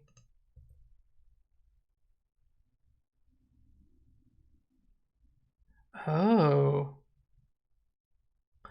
it's because it's taking this stuff and moving it. Although and just turning them into constants, and then EAX is down here.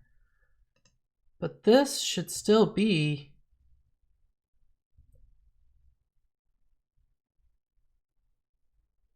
Entry value CR4? See, like there's something really messed up with the flags right now, it seems like.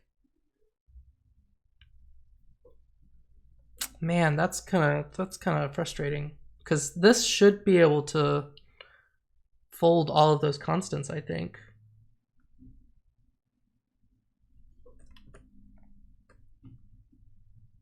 Because now I gotta convert -1 to...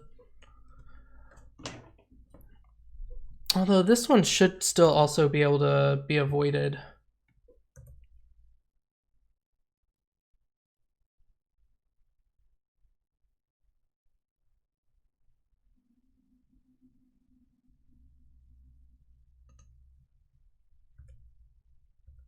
I guess I'll add -2. Or actually, you know what? It's not equal to 0. We'll assume. Because this is if -2, and then it looks like this is just one of those and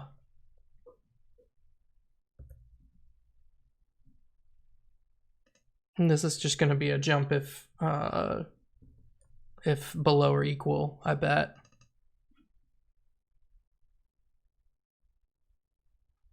Yeah.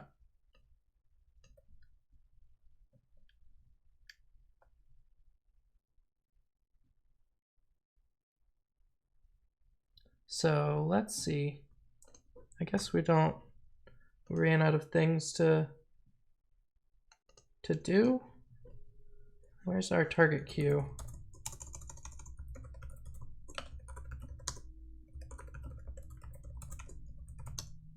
No.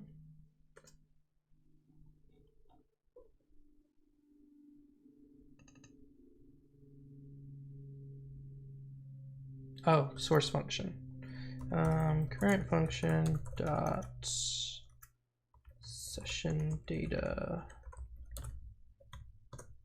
No, got nothing in it.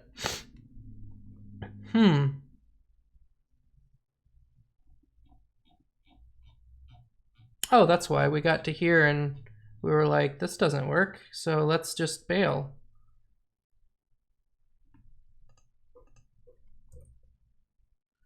I'm also confused why these are not,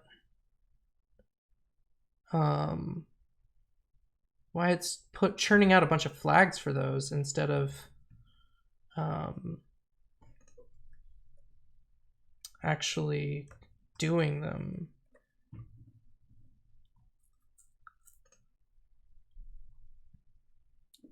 I guess let's see what happens if we run unlock again. Oh, no, I need to quit and redo it because I changed it to be not equal to 0 earlier.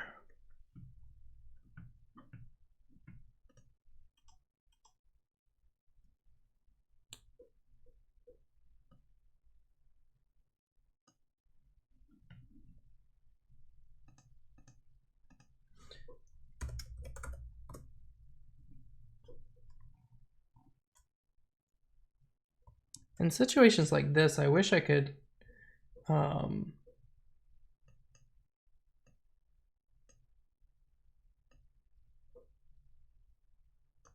that's kind of cool. We'll do that too.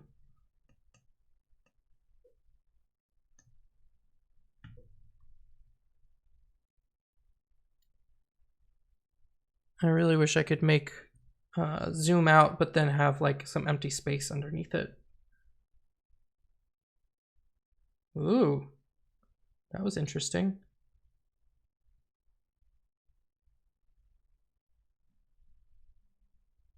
Oh, did we get to there again?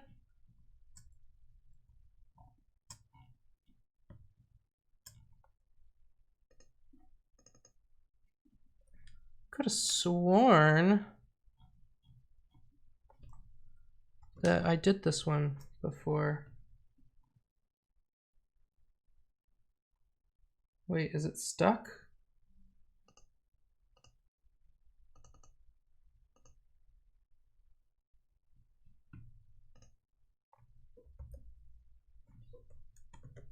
All right, let's see. I thought I did this one already.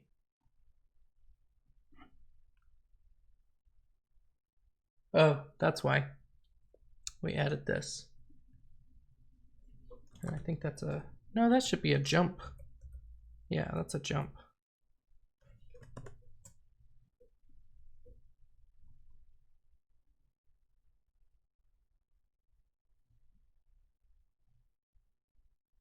Huh.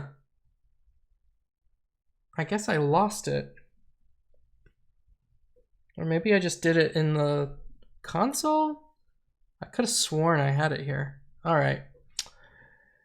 Well, we'll just add it again.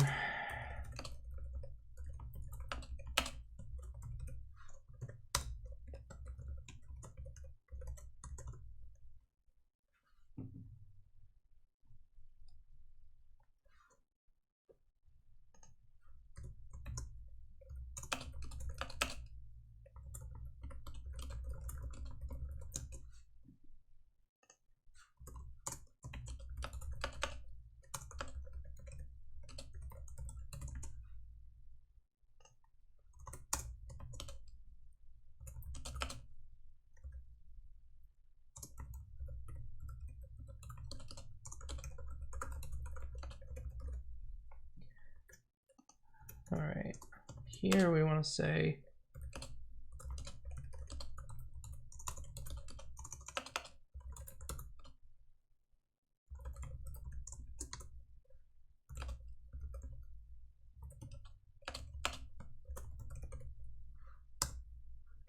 oops.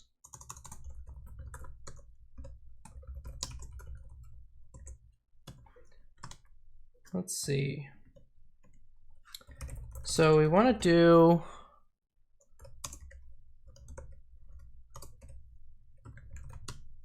doesn't know the value. Oops. Dest. Doesn't know dest's value? No. It knows that one.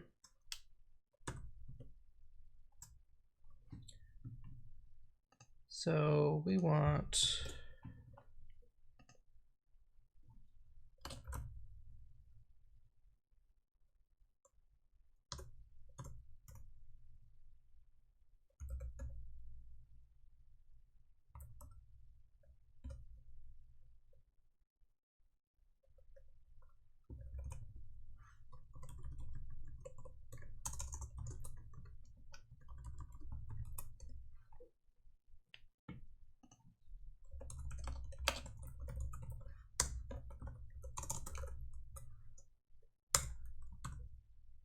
yeah, it's constant pointer.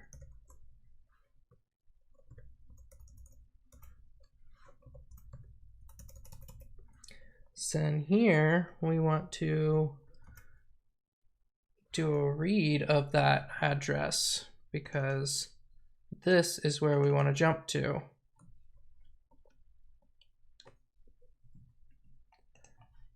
I swear I did this already, but you know, whatever. So we want to do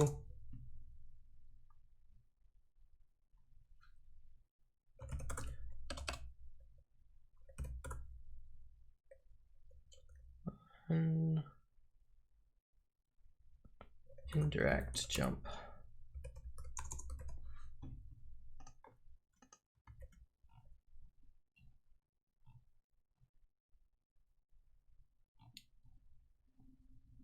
Wait, is it go to vars though?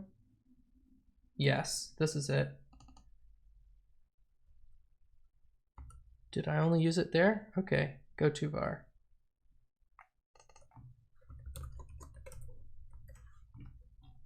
There we go. Cool. Okay, so we do have this one. And it's going to do a jump visitor. It's going to get the it's going to actually get the value. I could have probably done this a little easier than jump visitor, but you know what? Whatever. Right? That's what I did last time apparently. So let's see what happens. Actually, let's just do a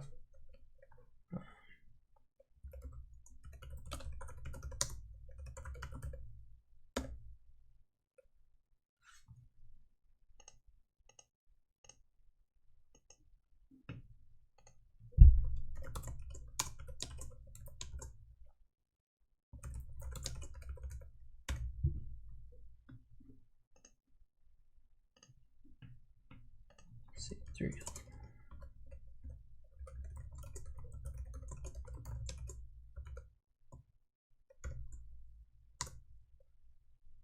Yeah. Oh yeah, I did a set user indirect branch there. So then we should just be able to go from there. And it looks like it's been working pretty well now for us.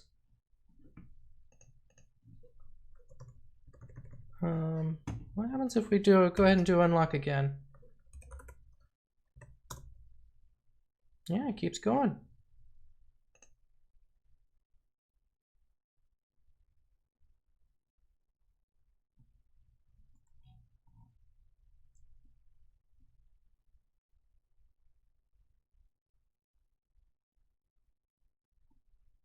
Oh, hey, there we go. We got to it. It only took like pretty much the entire evening.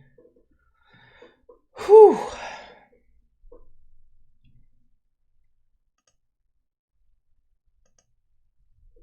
And it looks like, yeah, so,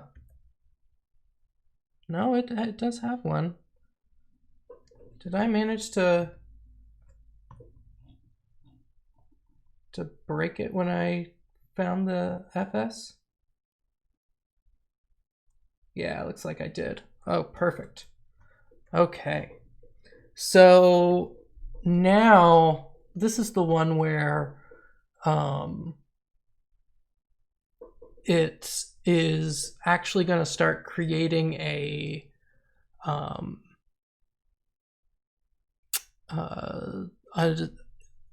I'm suddenly blanking on what I want. A structured exception handler. So with the structured exception handler, it's taking the current exception handler that's on the thread environment block, and it's going to, it pushes that on the stack, which then chains it for the next one that they're going to add. And on the next block that actually is doing something, they will push an address onto the stack, and then they will create an exception, and the exception is going to then cause it to jump to the other place. And statically, you generally can't figure that out. So we have to basically watch for an FS instruction to push it onto the stack. And then continue on. So that means that we need to, I think, have another, I think I have to do a global, because I don't know, can you do a static variable in, I don't know, yeah, I can do a static variable, duh.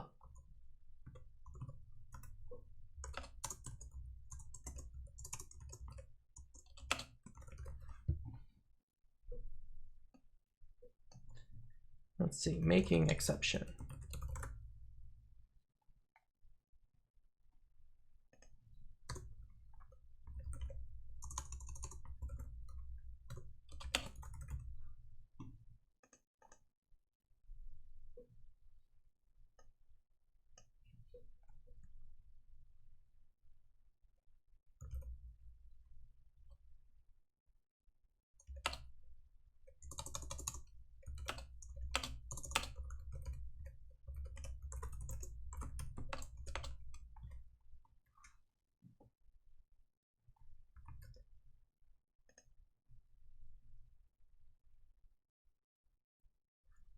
So then do that.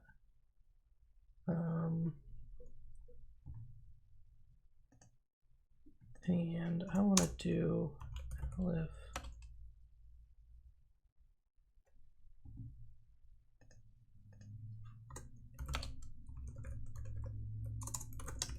So we want to see if we're in an exception. Let's go ahead and do this again.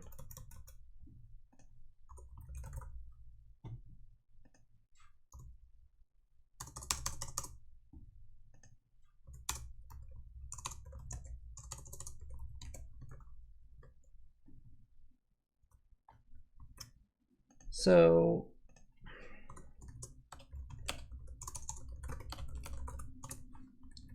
then we want to come here and say elif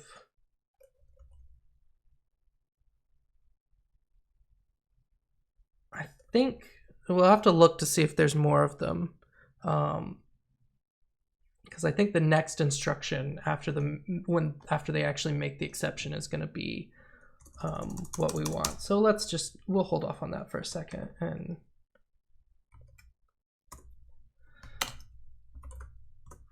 this is becoming a order n squared operation. I'm going to run it this time, and then hopefully after this I should be able to actually save this, and then we can just start from here, because it looks like we're in a pretty good place in terms of detecting things now.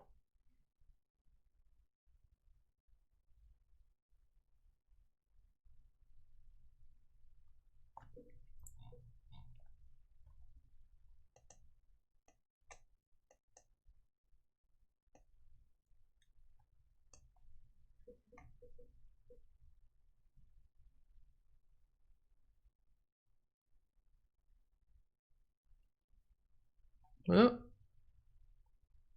it is analyzing that over and over again because I fucked it up again. Don't save. Although I should have probably saved it, but.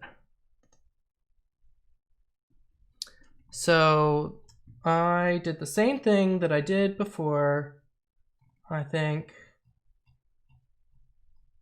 Just go to var. So the target, no? Why is it?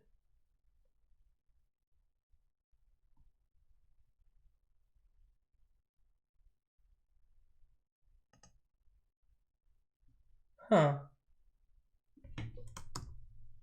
That was weird. Why was it looping on that then?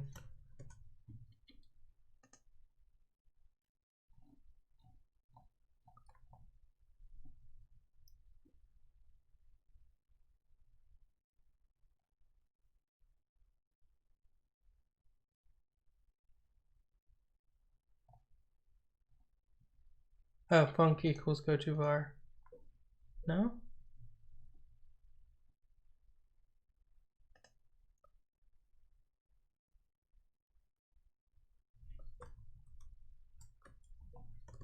Was I here?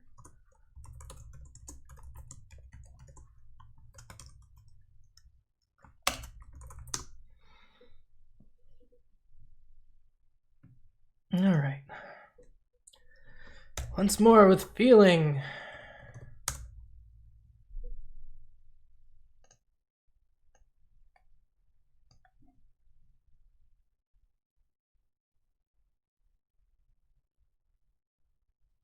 One thing I want to, excuse me. One thing I also want to try and do is prune some of these jumps and say, like, if there's multiple jump, like if there's a jump in between two jumps and there's nothing else in that basic block, then jump over that one and just go to the other thing. I think that at some point that's something that we can kind of do. But right now I'm skipping that.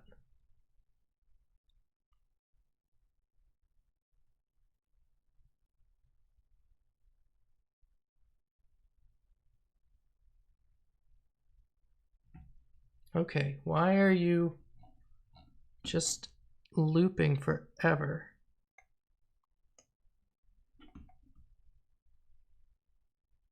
40156E?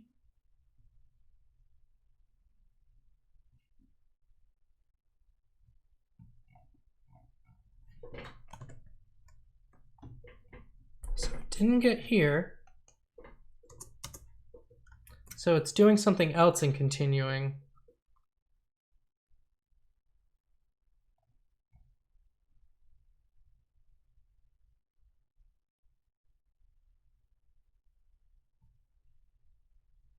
Well, func is none.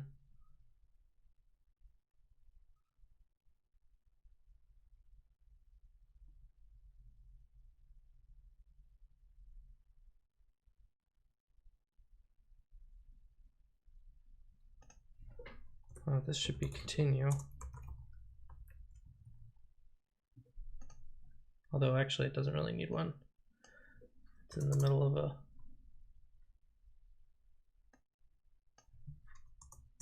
an if. So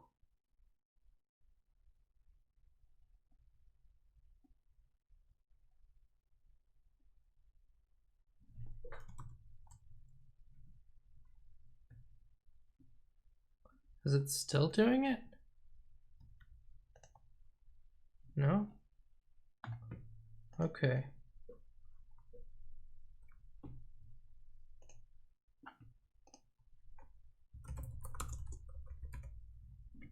It's probably slowed down a lot because of the infinite looping in the back.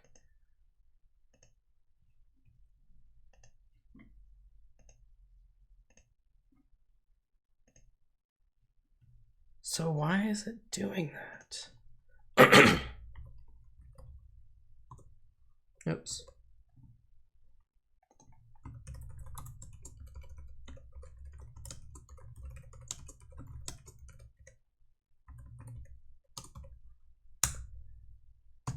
Yep, we're a jump. Still a jump.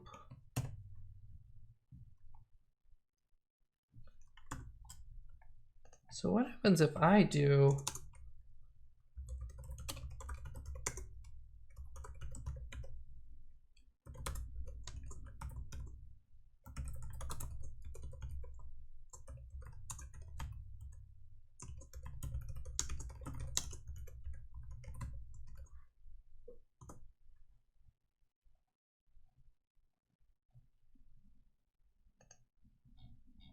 okay, so when I call it, it apparently does it. Is it just not getting into go-to-var? Oh, no.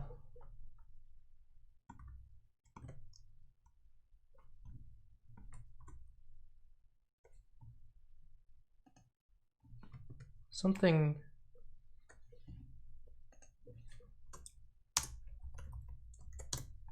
It's getting to here.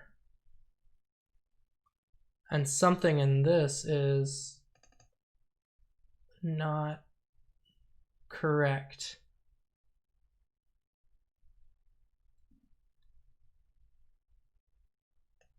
Let's just change it to func equals go-to-var.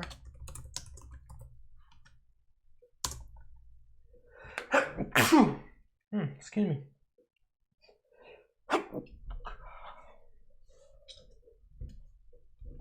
Oh, I don't want to start sneezing. My allergies are starting to kick in. Okay.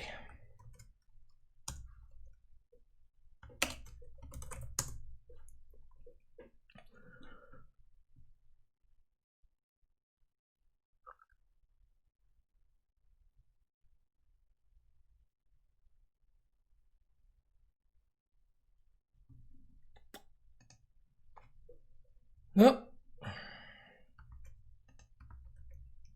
Why did you make that?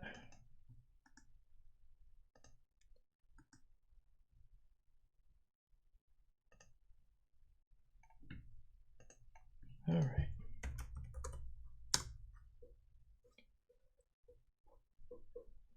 Okay. If this one works, I will save it. I need to save it so that I don't have to keep doing this over and over and over and over again.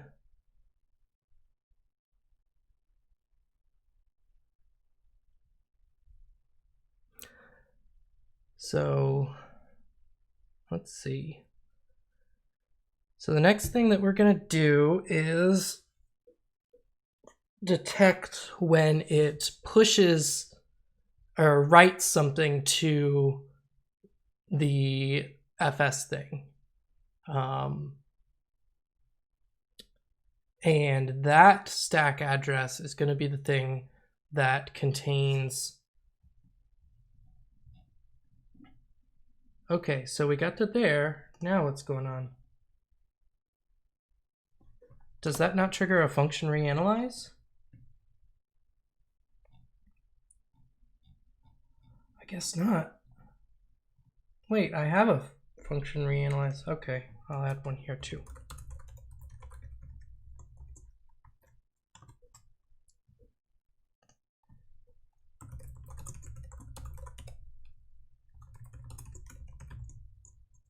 Oops.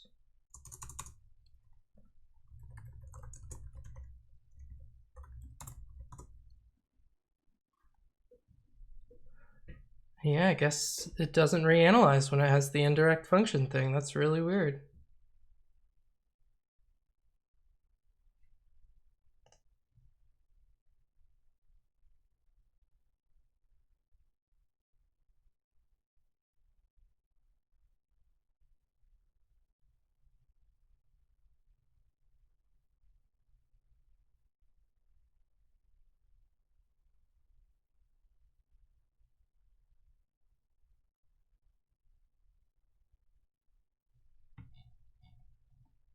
Oh, got another jump. So I guess we just have to... Yep, there we go. Yeah, we just weren't reanalyzing.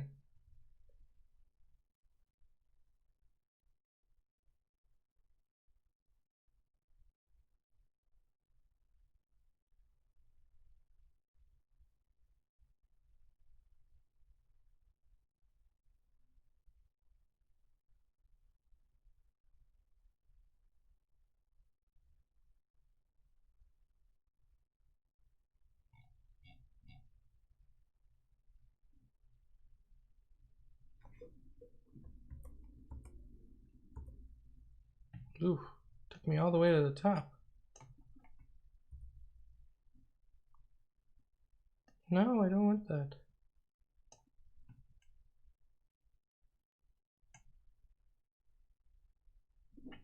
CR0.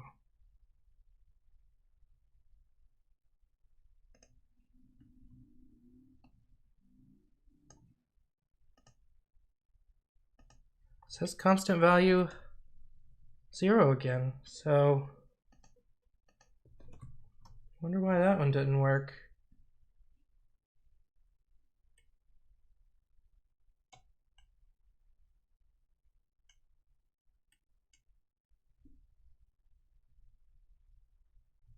Although this looks like it.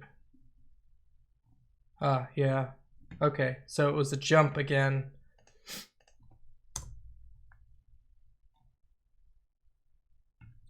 All right. Just have to save it. And let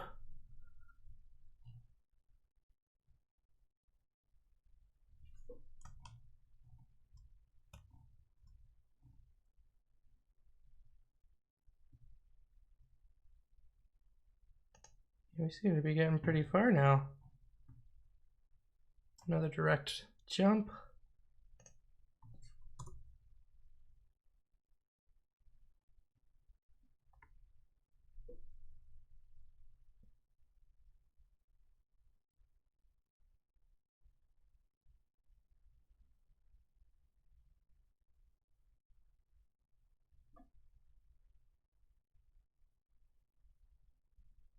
And the FS should be around here somewhere.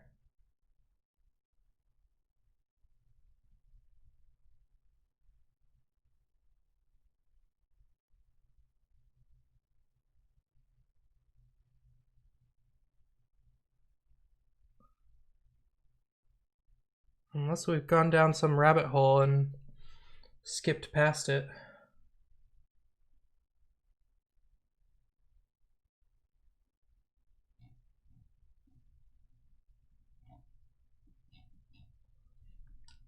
Let's check real quick.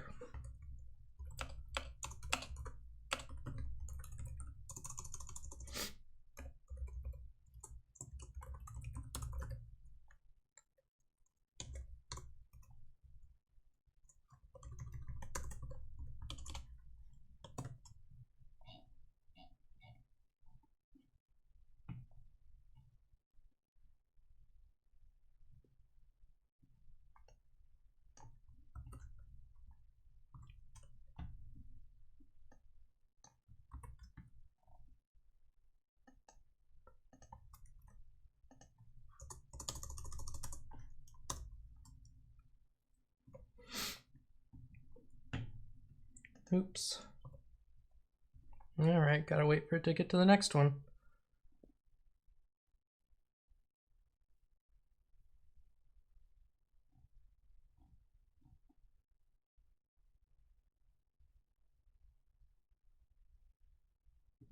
Yeah, I feel like we got past the FS somewhere. What did I do?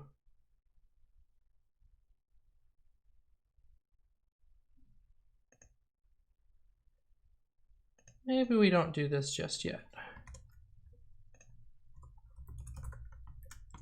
So we can figure out what we did.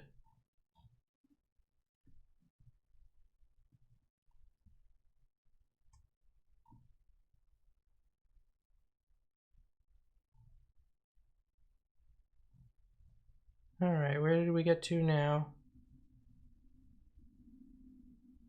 Looks like we're...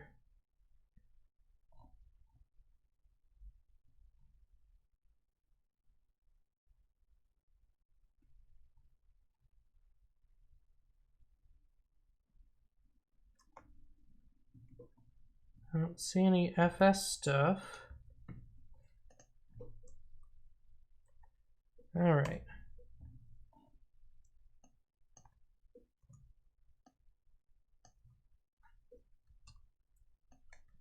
Let's make this all nice.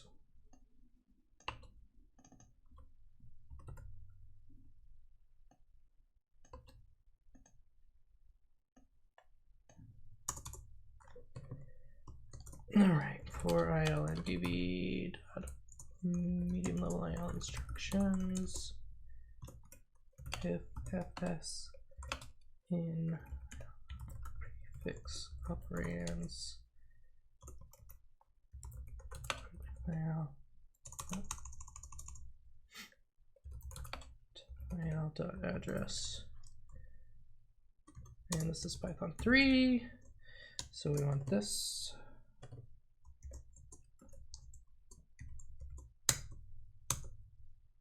If that's not defined, what? Literally just what?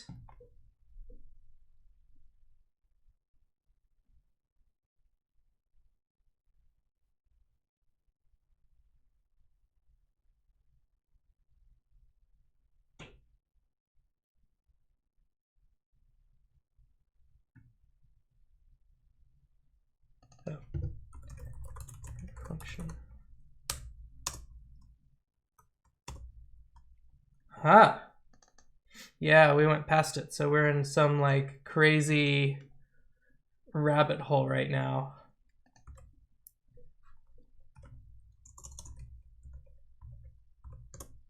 Yeah, there we are.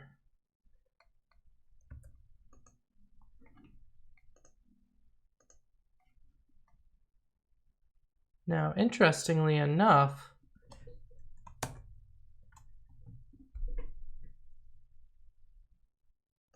it didn't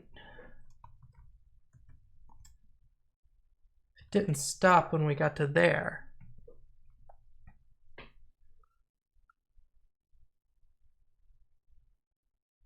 So yeah, so you can see here's the push, then they move this in, and then they do a move SX EAX from byte EAX, and EAX is 0. So that is going to be an exception. And somehow it just keeps going after that. Like they just do a bunch of crazy stuff afterwards. So they got us.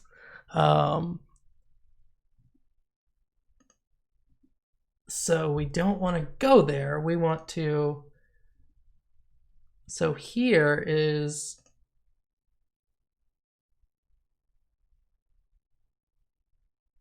Oh, it looks like they... Did we accidentally knock out the place where it actually... Oh no, that's the move.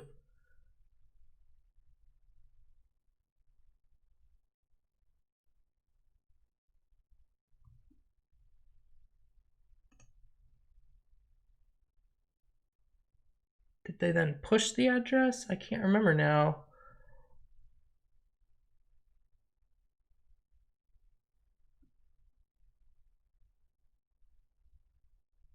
So maybe it's var stack 10? Though I'm not seeing that, so I think we accidentally overwrote it. So let's go ahead and we'll just return right here and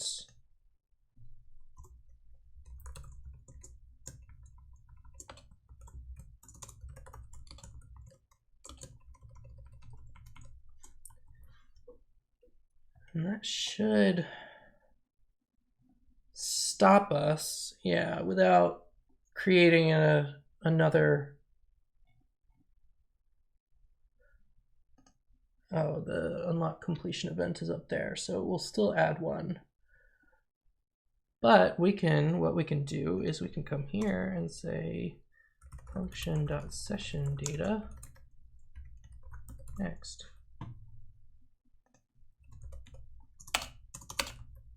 We'll just delete that. Oh no, let's just set it to equal to an empty list.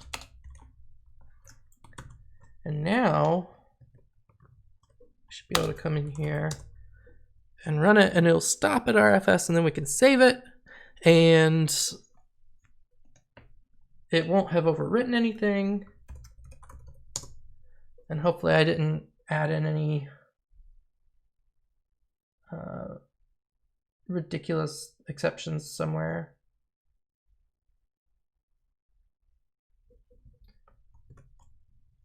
Yeah, that's why we're not getting any messages, I think. No, should have. For some reason, it only adds the initial progress text every so often. You don't really see it down here very much. You see just like pop, pop, pop.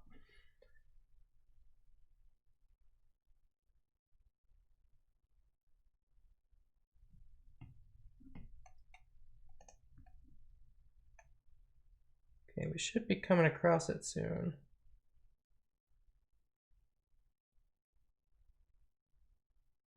Ah, there we go. All right, I'm gonna save this.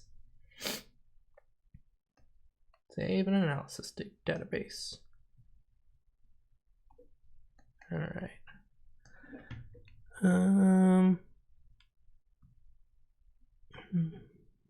Let me get to my.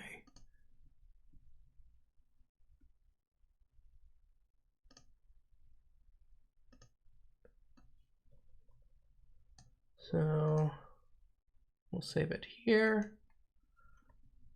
All right. So here's what we want to do.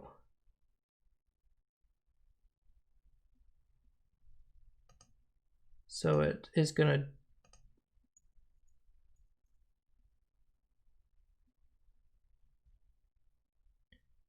so it's going to jump to there.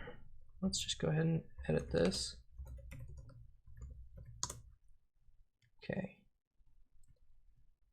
This is going to always jump, always patch, bridge. And this one's going to jump.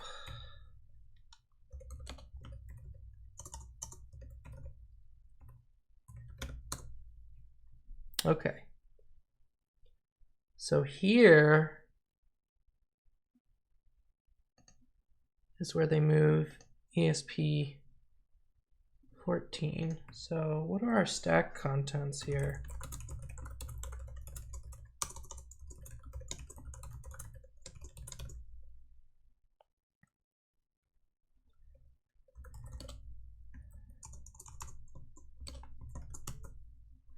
Oops.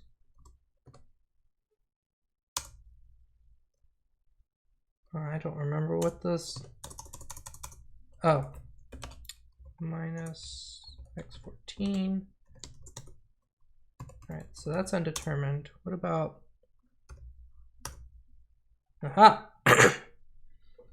So that is where it's going to want to jump when we get down here. So this is going to be voice branch. So we're going to look like this. So where did it get that? It must have done that way up here.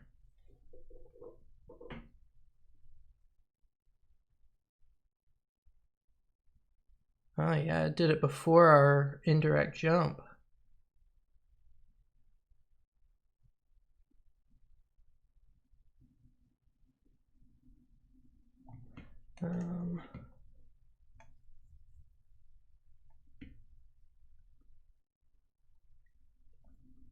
Wow, I don't see a var 10 anywhere.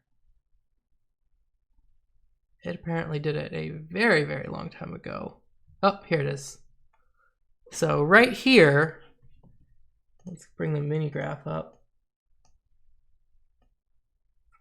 So right here, in like smack dab in the center of everything, is where it defined here where we're gonna jump.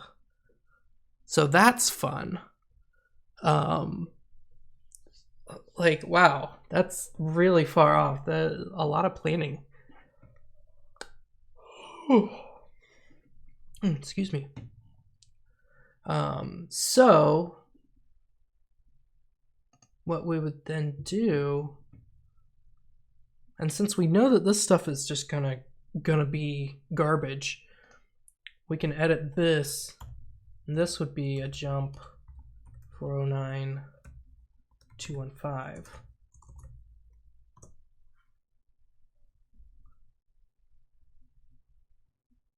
Yep, and then we get more of the same.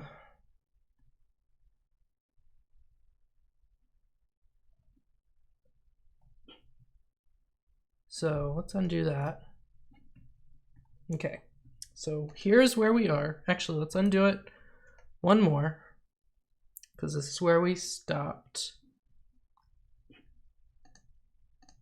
And I guess I had already saved it, but I'll set the analysis database again.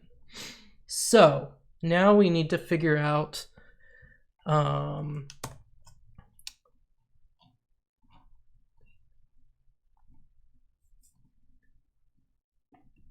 all right, so we found FS.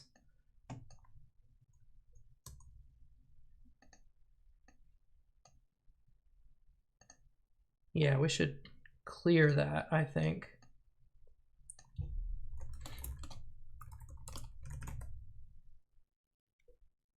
Just in case.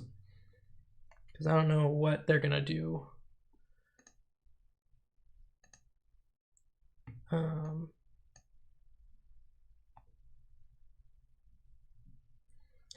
And then we're gonna, yeah, we'll set this to be the next IL.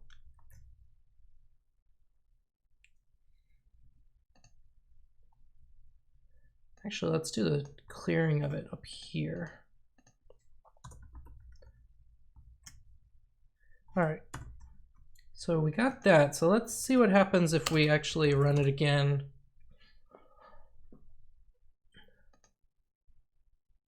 All right, so we got our huge ass thing. Go all the way to the bottom.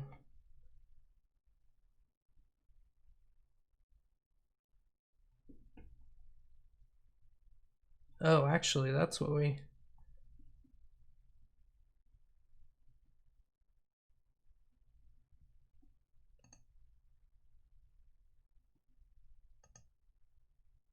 We should have actually gone back farther. So I think what we need to do is actually find this one where they do the move and put ESP in here, and then we say, okay, what is the content, what is the actual value of ESP right now? Then add 4 to that. That gives us the location of the place we're going to jump to. And that way we know, then we have to save where we jump to. Man, I'm kind of frustrated that it took all night to get to this point.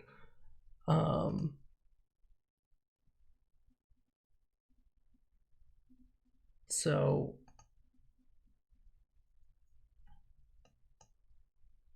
let's change this to pushy SEH.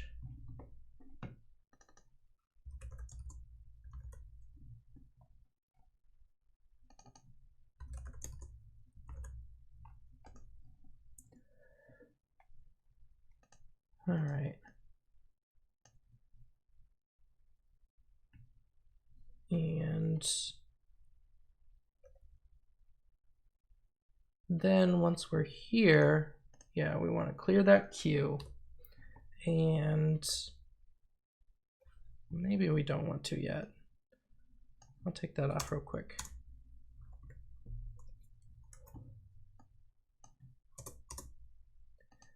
So here we make sure that il.operation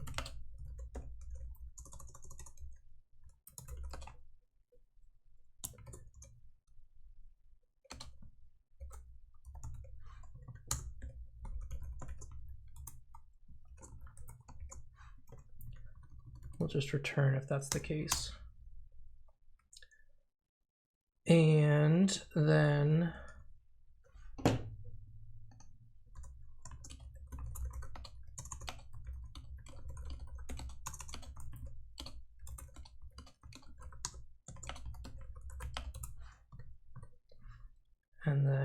here we know we're a set var, so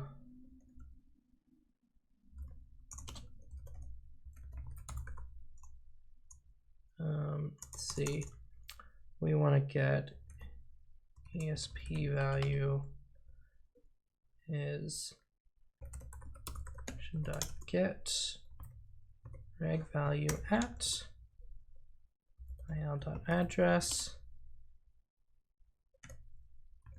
ESP.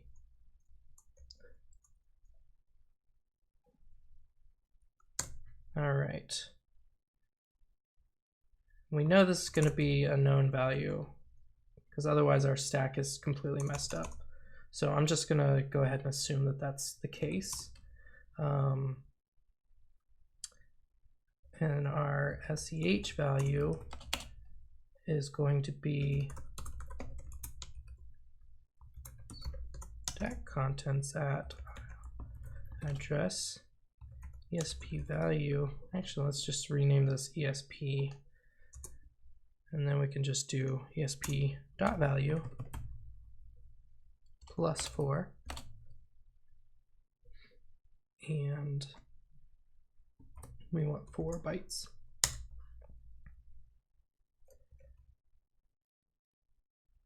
I think that's, it gives us an integer, right? Make sure.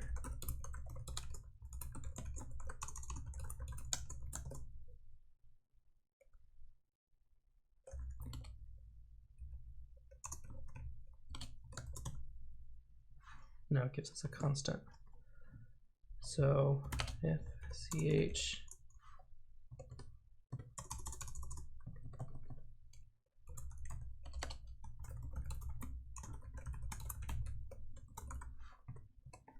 is it a constant or a constant? Oh, it's going to be a constant.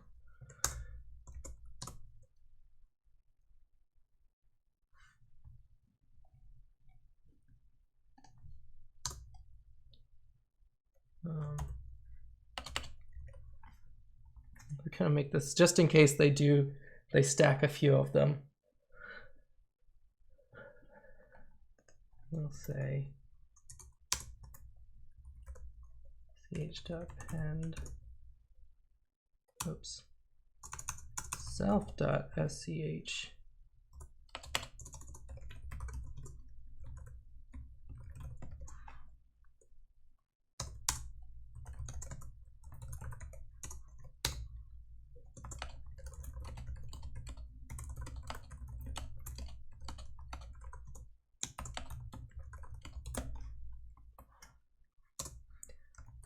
All right, So then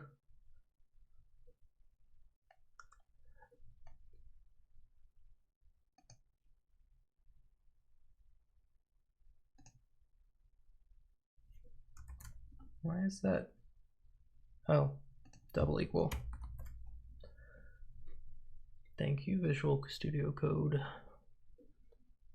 So let's see. The next thing that we're going to have to do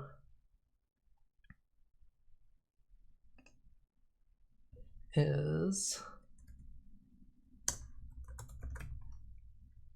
no, we don't need to continue there.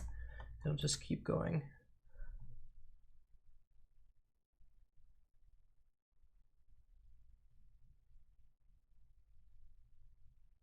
So now we need to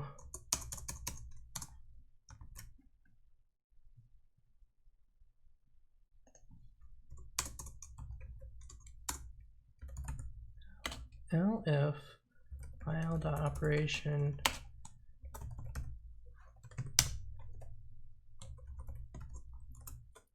I have to check to see and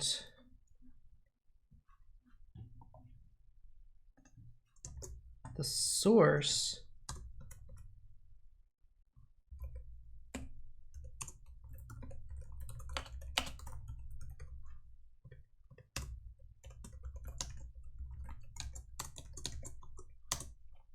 here we're gonna do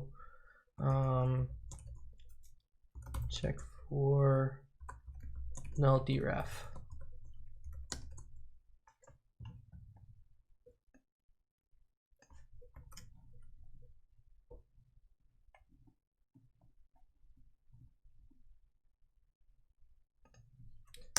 Do this one here.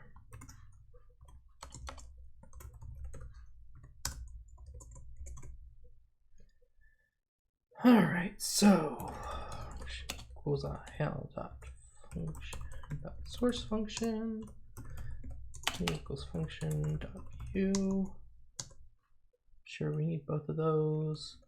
So then here we know it's a load. So we can just say if il.source.value equals register value type dot constant. Actually, let's see.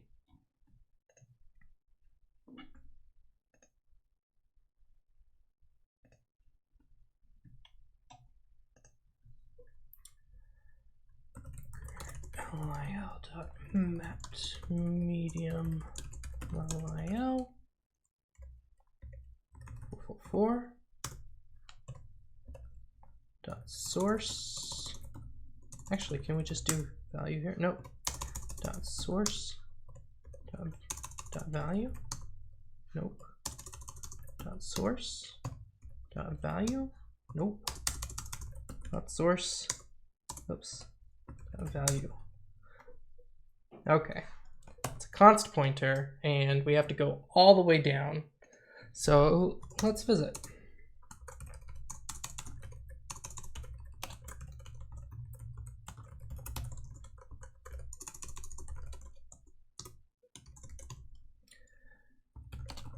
So we want to visit a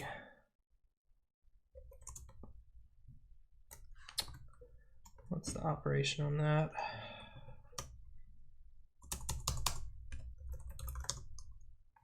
MLIL SX.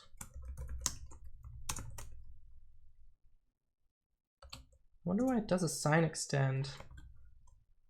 It's really weird. Oh, it's reading a byte, that's why.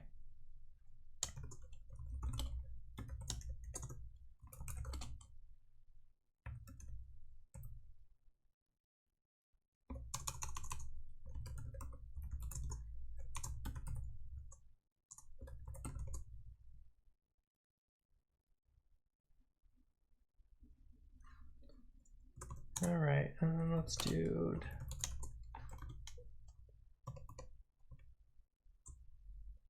next is a load, I think. We might have to add more to this at some point if they have more of these.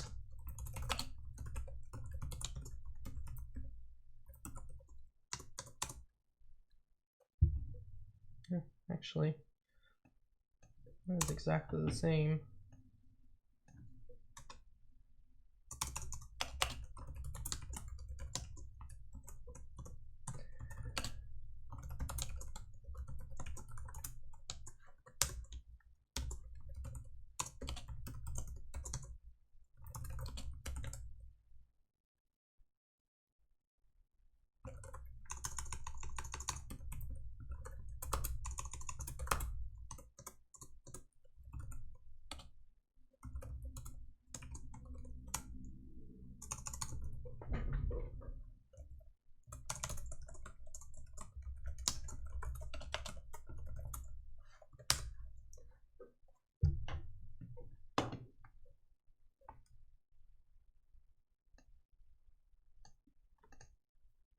See, I'll take these out real quick, and I can just, although I don't have BNIL visitor, from unlock it for BNIL visitor.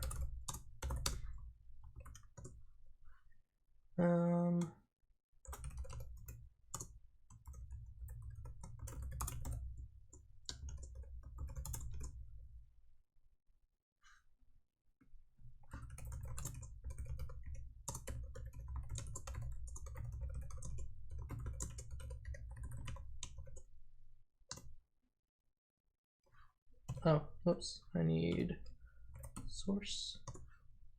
Okay, cool.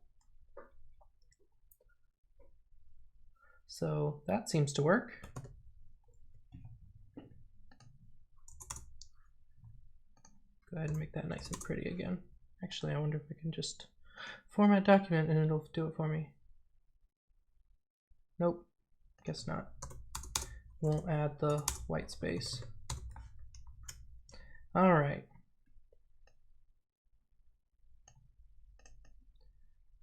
Let's do if null deref visitor dot visit file dot source equals 0. Then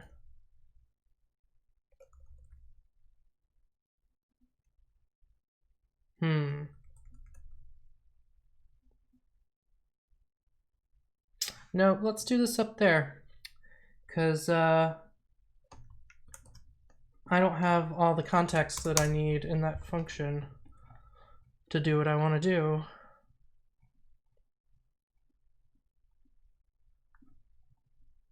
Yeah, I need to move all these visitors to their own thing, I think.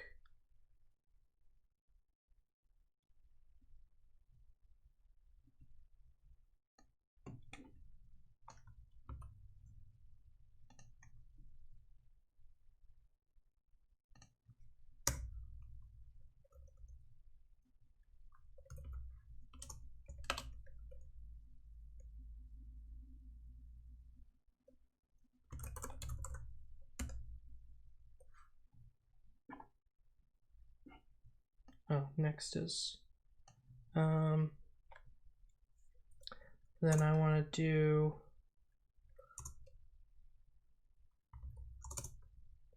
target equals SEH dot pop.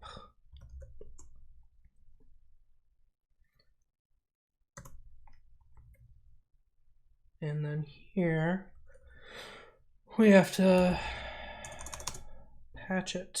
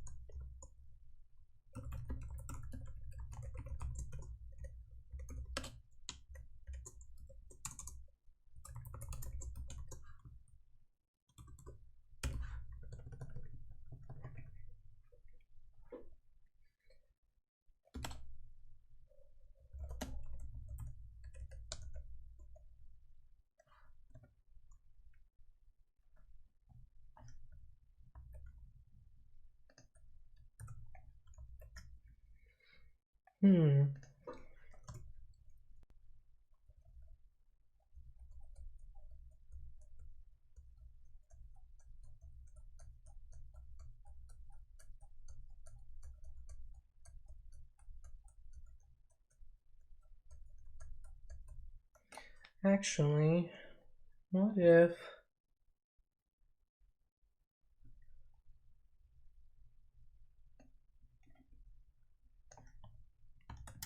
I know what I'll do.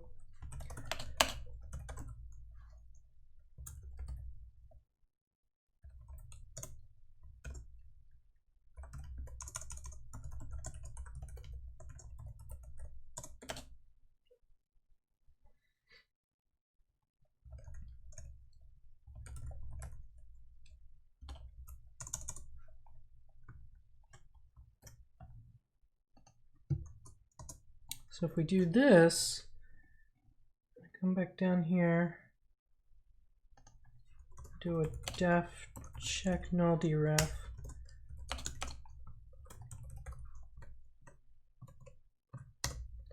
And then we do SEH, which is a list.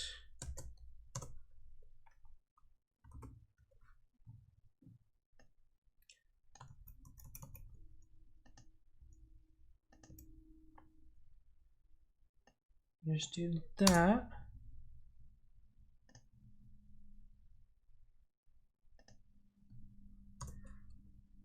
We can do function equals il dot function dot source function and view equals function dot view. Okay, and so then, man, my voice is really starting to go, huh? I am sorry that I'm kind of making that noise. So I think I can do a on there. Oh, can I not do keyword?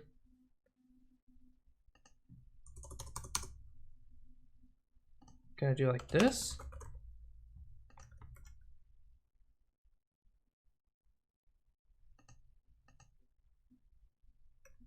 Guess I can. And it still sees it as the thing, so that's cool. All right, so if SEH equals is none, SEH equals list.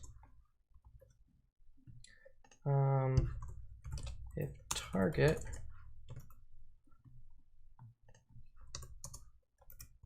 return target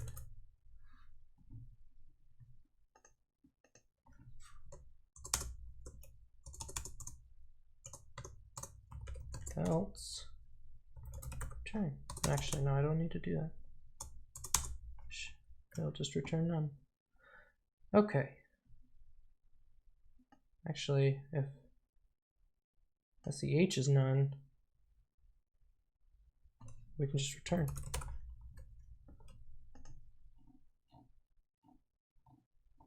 And then up here, we have done a functools.partial.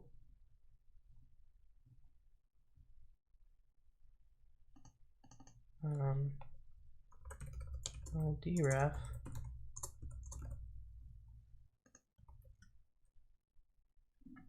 And then we can just say, wait, no, yeah, func. Thought I was writing the wrong thing, but yes. So func equals functools.partial. So it will take that, it'll set SEH equal to our list, and then it will come down here and it will run it. Let's see what happens. Don't actually know if this will work.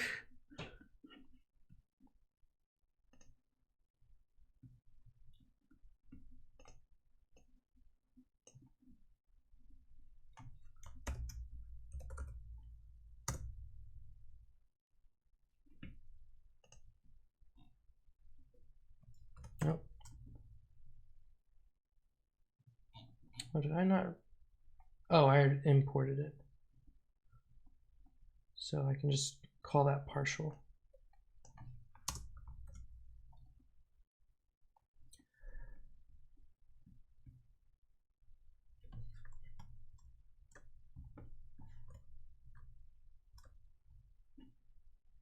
Oh. Store.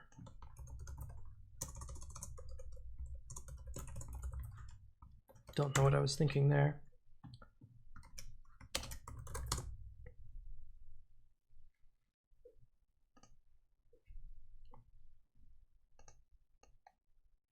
Love that they added the mini graph. Makes things so much easier. Whoops. Oh, it'd be offset.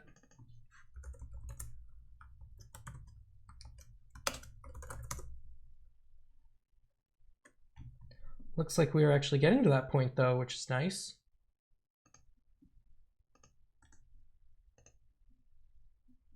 Oh. Yeah, we got an infinite loop again.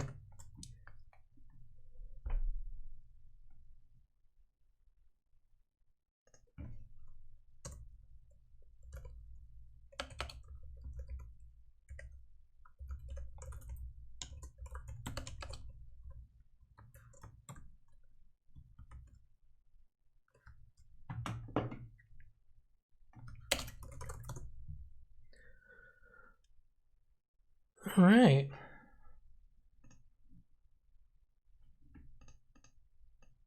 Okay, I think we're gonna make some progress this time. Yes, look at that. It jumped past it.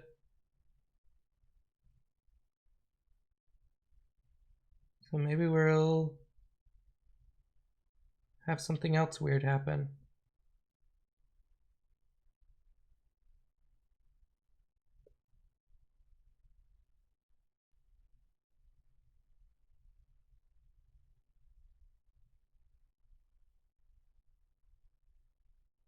I seem to remember there being the next thing.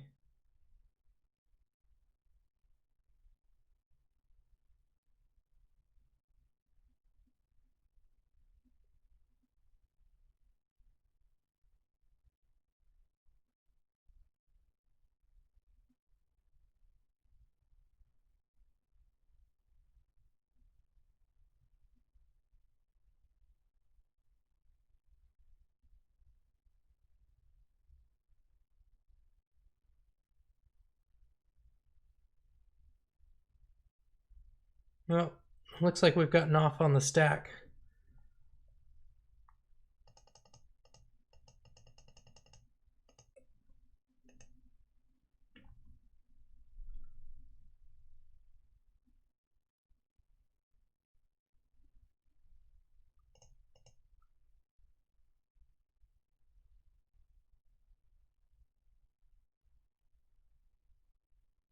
Yeah, I think we're gonna. Okay.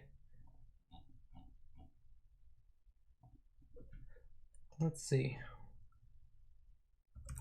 Current function dot session data next equals empty list. That will keep it from doing anything more. So I think that we've gotten off horribly somewhere again.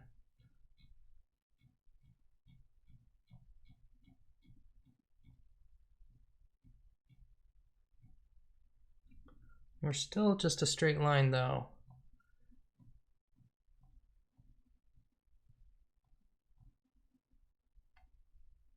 Yeah, so see, we've got like ESP plus C now.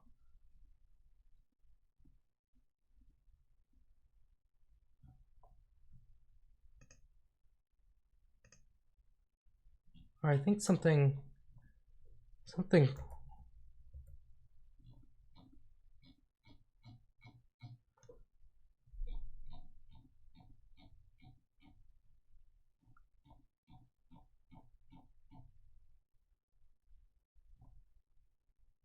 Yeah, so before this somewhere apparently, because what the hell is that?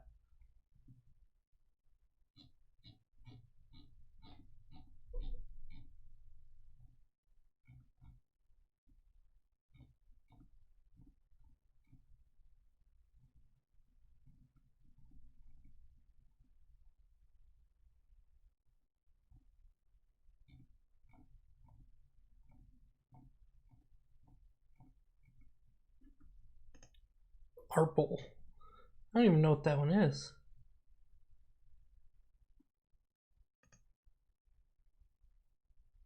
Okay, I see. We went past it again.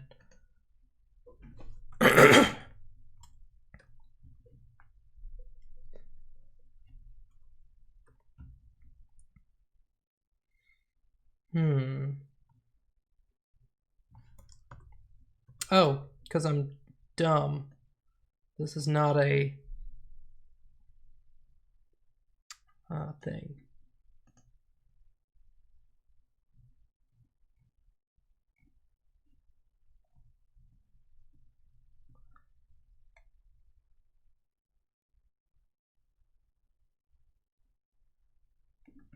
All right, I'm going to say if this is this and self.sh so that it's not if we have something in SEH, then let's go check func.partial.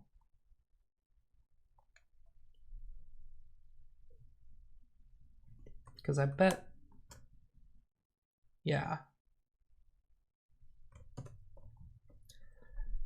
And let's make this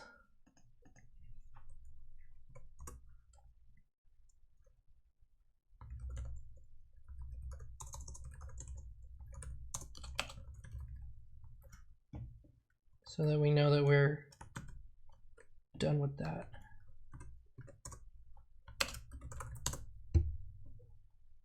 All right. Let's run this one more time, and then I have to run.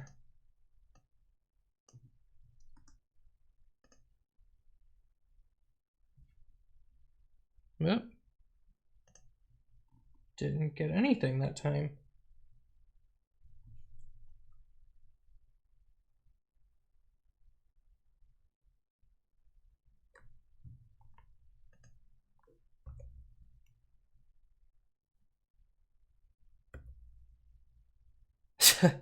-2 and false equals 0. Great.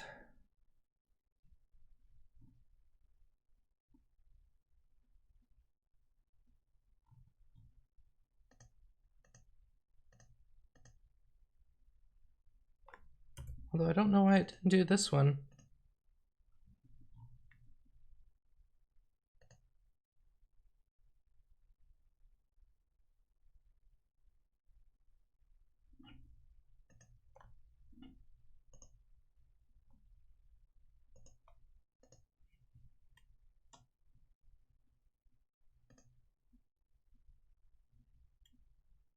Yeah, that should have.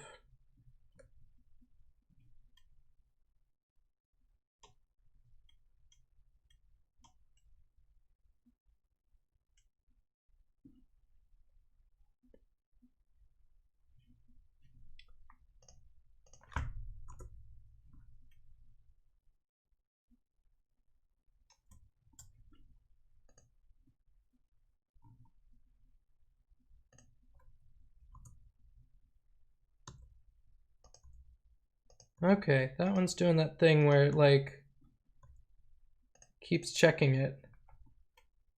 So, all right, well, we'll figure that out later. I have to go. I've actually run really late today. So that was fun. We are pretty close to figuring out this obfuscation, and I think that might be the last one. Maybe there's something more. So in the next episode, I'll probably clean up some of the stuff on off stream so that we can have a little bit easier time next time. And maybe if we're lucky, we'll get to the end of it, and then we can start playing with something new. So thanks for watching. And I'll catch you on Thursday at 3 p.m. Pacific, 6 p.m. Eastern. Have a good night.